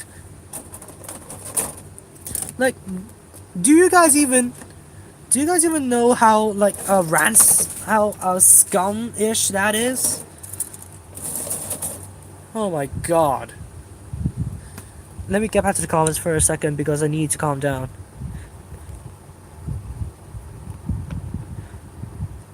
It's the new type hate law, vote type. Okay. Would changing the future of laws do something bad, or why would they protest? I do not know, but I do not know the details, but they must have a reason to protest against it. I don't know. Not having ID method seems corrupt. Yeah. Thirsty? Nope. Get jailed. That doesn't make any sense. 1,000 plus numbers. Maybe I underestimated this. Hundreds of thousands. Well, 2 million. They don't see a riot. Seriously. 90% peaceful, 10% rioting. No, literally, where they were coming from is, even if a 1%, even if one individual is committing riotous acts, they would still class it as a riot, and they would, in turn, come out to a press conference the second day and class that, oh, we class it as a riot, but we do not class it as a riot just because one individual just because one individual is committing riotous acts, we put that as a riot. We classify that as a riot. But for those who didn't commit riotous acts that day, they do not need to worry about being prosecuted for committing riotous acts. That's steaming bullshit. Rioters have the character of riot causing, inciting, enticing, or inciting or taking part in a riot. Excuse me. In a riot, unrestrained and boisterous, degenerate or dissolute. The Gundam series the government in the series tried to hide everything they could. You know, the Earth Federation finding out the truth. I say I see something about Tiananmen Square here, but I mean, isn't an ID the first thing you think about when making a uniform? In my opinion, don't doesn't AMO doesn't let you print numbers. Okay, yeah, that's steaming bullshit. Like, oh my god, I'm so pissed off. Like, and do you know what? There's this kind of a conspiracy going around. And am I building the thing right? Yeah, yeah. There's this conspiracy going around that the police force is actually like the government is intentionally being being turtles, being like digging their heads into the sand like ostriches during this situation, giving a completely not and completely unsincere apology to the citizens, and then provoking the citizens to come out. They the citizens, the especially the teenagers, the university students here, they want the uh, the rewriting of the fugitive laws to be completely halted, to be completely stopped, to be wiped off the board. To be like imagine a cassette tape, ammunition, not ammo. Okay, ammo doesn't let you print numbers. Okay, okay. Thanks for the clarification. So yeah, so they imagine a cassette tape and a cassette player, for example. What happened right now is that the rewriting of the laws is paused. So they literally hit the pause button, and did not they did not X out of it. They did not hit the eject button. They didn't drag the file to the recycle bin of their computer. They literally hit pause on the plan, and they said, we would not want to reinitiate the rewriting of the laws until the situation in Hong Kong has calmed down. So that basically implies that they will continue to consider it. Now, that doesn't concern me because for one reason or another I will not care about it, and I may be potentially not in Hong Kong anymore. So I could give less fucks about it, but the but what the I would say that is intentional. Like even the apology the chief executive gave on I don't know Tuesday. It's easy to give a fake. It's easy to give a fake apology because you're standing in front of the camera. You're standing in front of the camera. You only need to add the tone and be physical about it. You do not need to be sincere about it. That's literally how camera trick works. So you stand in front of the camera, you play the act, and that's it. That's literally what I think they have done. And so What's next is that the other departments, the other heads of those department heads of the other heads of departments in question will just do the same thing. They deliver an completely unsincere apology and ignore the people who tried to criticize them about their apology, and basically provoke the students to come out, since this and provoke the students' anger, just to stir up the anger in them. And then what they would do next is bring out more heavy firearms.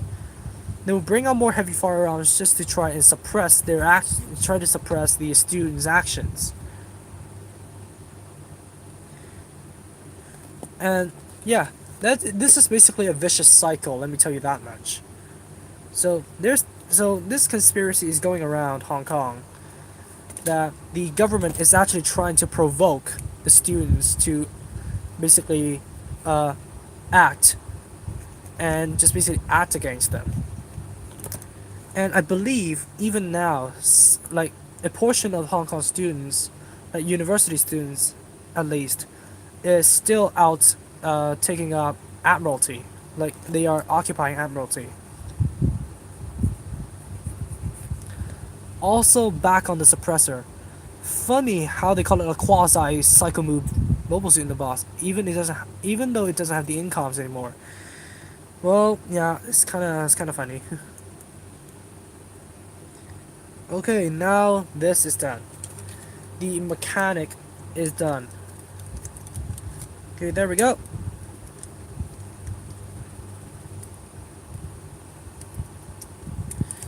Okay, so that's enough ranting for one day, and I hope that you guys know about how bullshit, how much of a, I don't know, how much of a shithole Hong Kong is now, and I would continue to bet that more bullshit news is gonna come out later on, since I don't know, but hopefully you guys get why I'm so infuriated recently, and yeah, there we go. Wow, good luck to you moving out. Yeah, really, I hope. I hope I can move out of this shithole. Oh yeah, okay. So this is literally like a vending machine.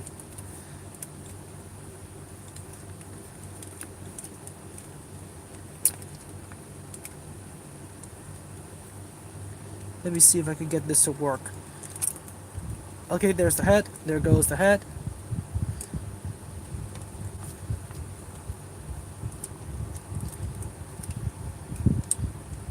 It has loosely wrapped on. And let me see where the points of. There should be a sweet spot for the the mechanism to hold onto the arm. I don't know.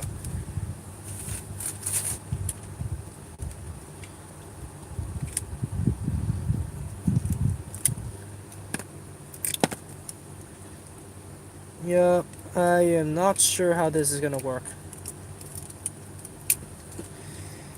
I'm.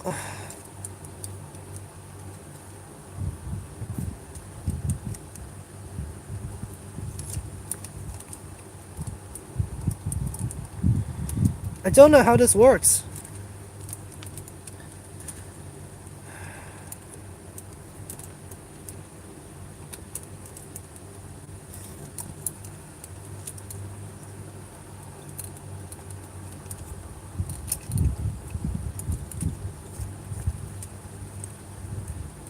My country was in the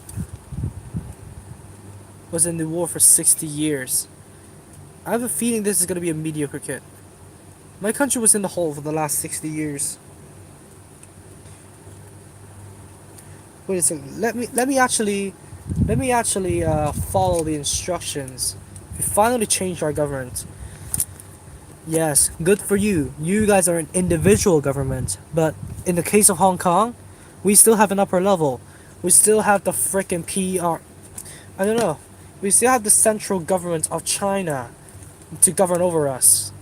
So yeah, since we are operating under a one country two systems, we still need to comply to the rules of China. We still need to comply. We still need to be under the governfuck. We still need to be under the government of China.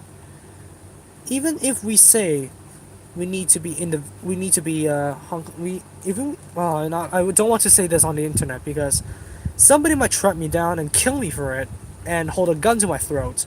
But yeah, I just want to bring out that it is not that easy in Hong Kong.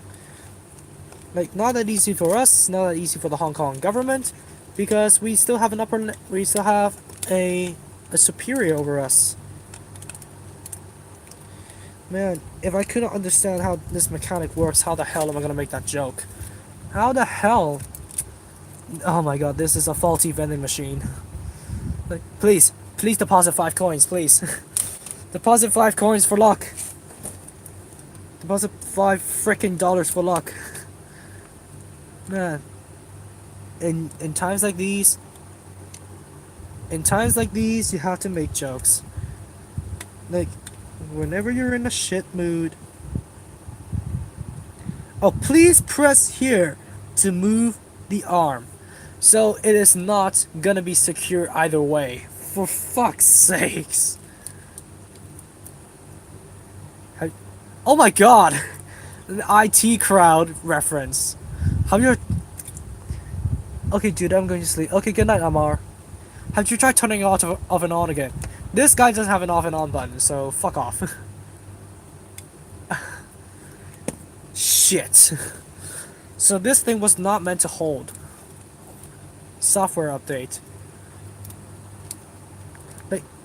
Like, let me see if you guys can get. Please deposit 5 coins. If you guys can get the reference, then good for you. Windows update. Windows 90s to Windows XP. Let me see. Okay.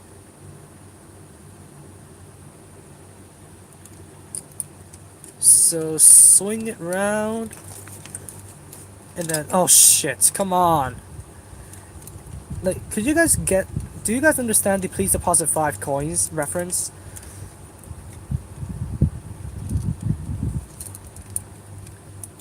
Like, if you guys can, then yeah, congrats to you. So sorry that there's no gonna be a prize for getting that. So sorry guys, the stream broke again, and here I am trying to get this vending machine to work. It seems to work better on the fake arms than on the real ones. I don't know why. Have you tried turning it off and on again?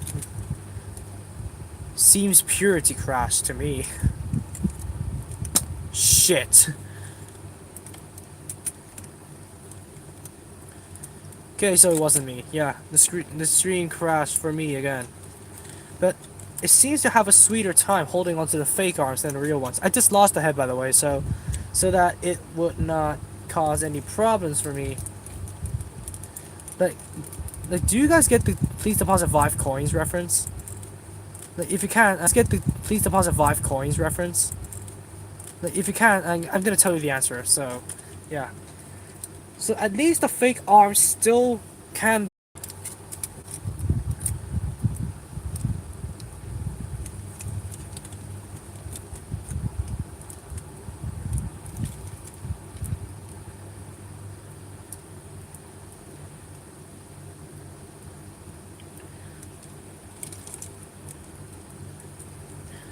Right, right. It's almost the end of the stream. I'm gonna be committing to what I said. I'm gonna be unboxing the.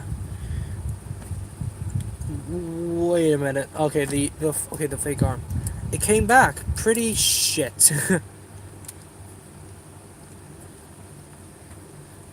So, yep. Final call on please deposit 5 coins reference.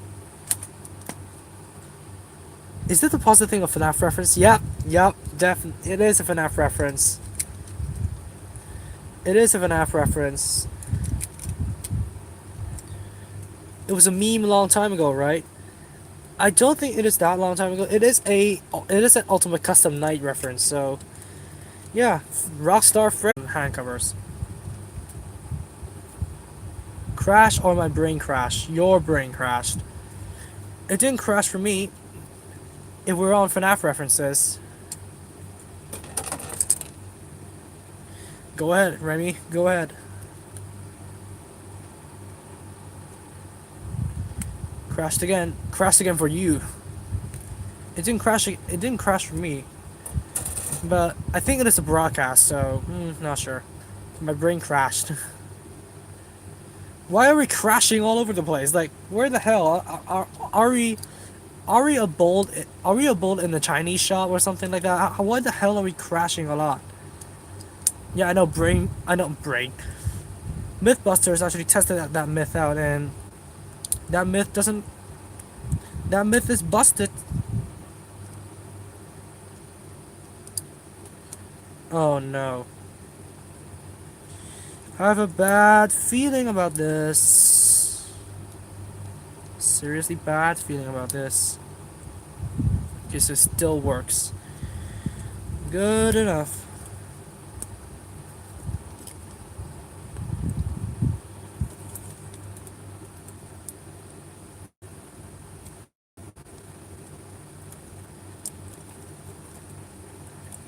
Okay, so here is the Silver Bullet Suppressor fully armed.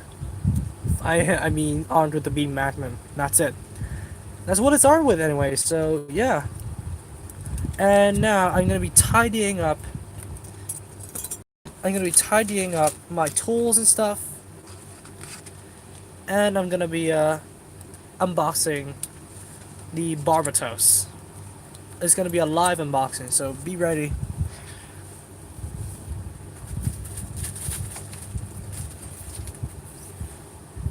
Okay.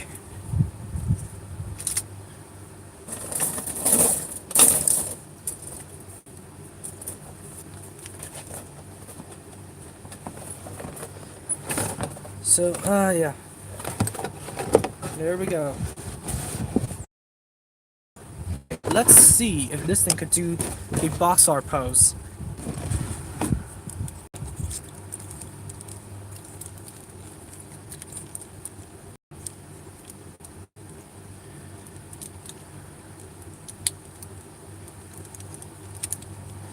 So, Remy, what's your FNAF reference, if you're up for it?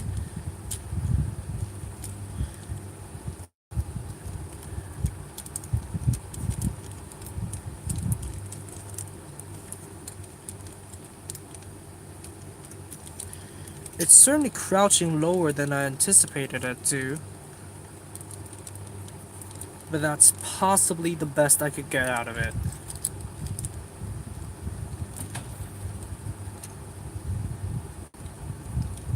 Who here watches JoJo?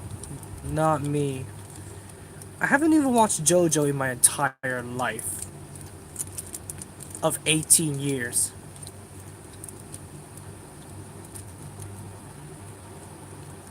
It crashes on my end, and then the video audio went out silence having fall Eggs Benedict.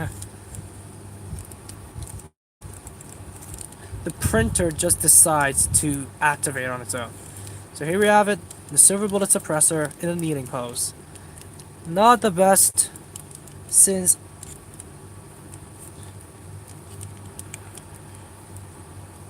yep, this is the best I could get out of it. And then it should aim down the sight. Now the goofily, there we go. That's it. That's the best I can make it do. So yeah, here we have the Silver Bullet Suppressor complete. And now let's move on to the last event of the stream, the unboxing of the Machao Barbatos. Here we have it. So I'm going to be unboxing this guy, I'm going to be building it off screen, and I'm going to be painting it later on. So let's take a look at the instruction manual first, because there's nothing really that special. So yeah, we have this, and then we have the official line art, which looks definitely cool. Which definitely does look cool, and let me tell you that much. And then we have the back here, we have the blurbs and stuff, we have the mace, and then basically advertise the combination with the motorbike. I'm not going to be buying any motorbikes anyways. And then, wait a second. Oh my god! You guys have to see this. You guys have to see this. I'll blast them all away with my strength. And then, in the next page, it's just this. I'm glad they threw that in there. Like, I'm seriously glad that they threw that in there. Man. And it even says, I'll keep on going as well. Remember when people used to laugh at actual jokes, but now they will laugh at the letter E? Yeah, I get it. Yeah, I know. My classmates will literally laugh at nothing. Like, even if nothing is happening, they will actually laugh. And here is the assembly guide. Nothing too special about it. All that is special is that they actually threw in the Iron Berlin Orphans reference. I really like that.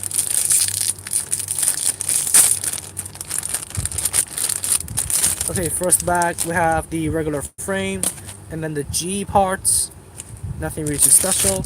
Not referencing the Hoodoo, by the way. Almost threw away the sticker sheet, so let's keep that here. Sticker sheet that large, nothing really too special. Second back, we have some clear yellow, clear red, and white.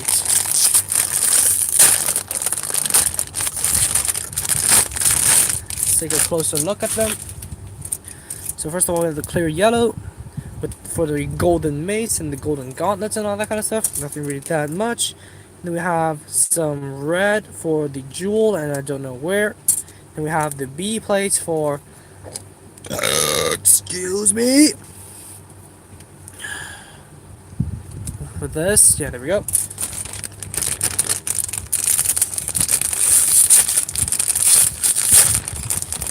And then we have the final bag, which has the yellow over here, more yellow. Then we have the golden yellow, which is just metallic and gloss. And then you have the silver right here. Not really that breathtaking, but I must say, I'm looking forward to it. I'm looking forward to it. So nature's calling me. Now I have to. Now I have to go to the loo. And yeah, that's gonna be the end of the stream. Anyways, I'm looking forward to getting this guy completed. I'm looking forward to reviewing the what is it called? Lucifer Wings. And then I'm looking forward to reviewing the Silver Bullet Suppressor. So yeah, I am definitely looking forward to pumping out all of this content out for you guys. So yeah, that's it for the stream, and I'll see you all next time. Peace out.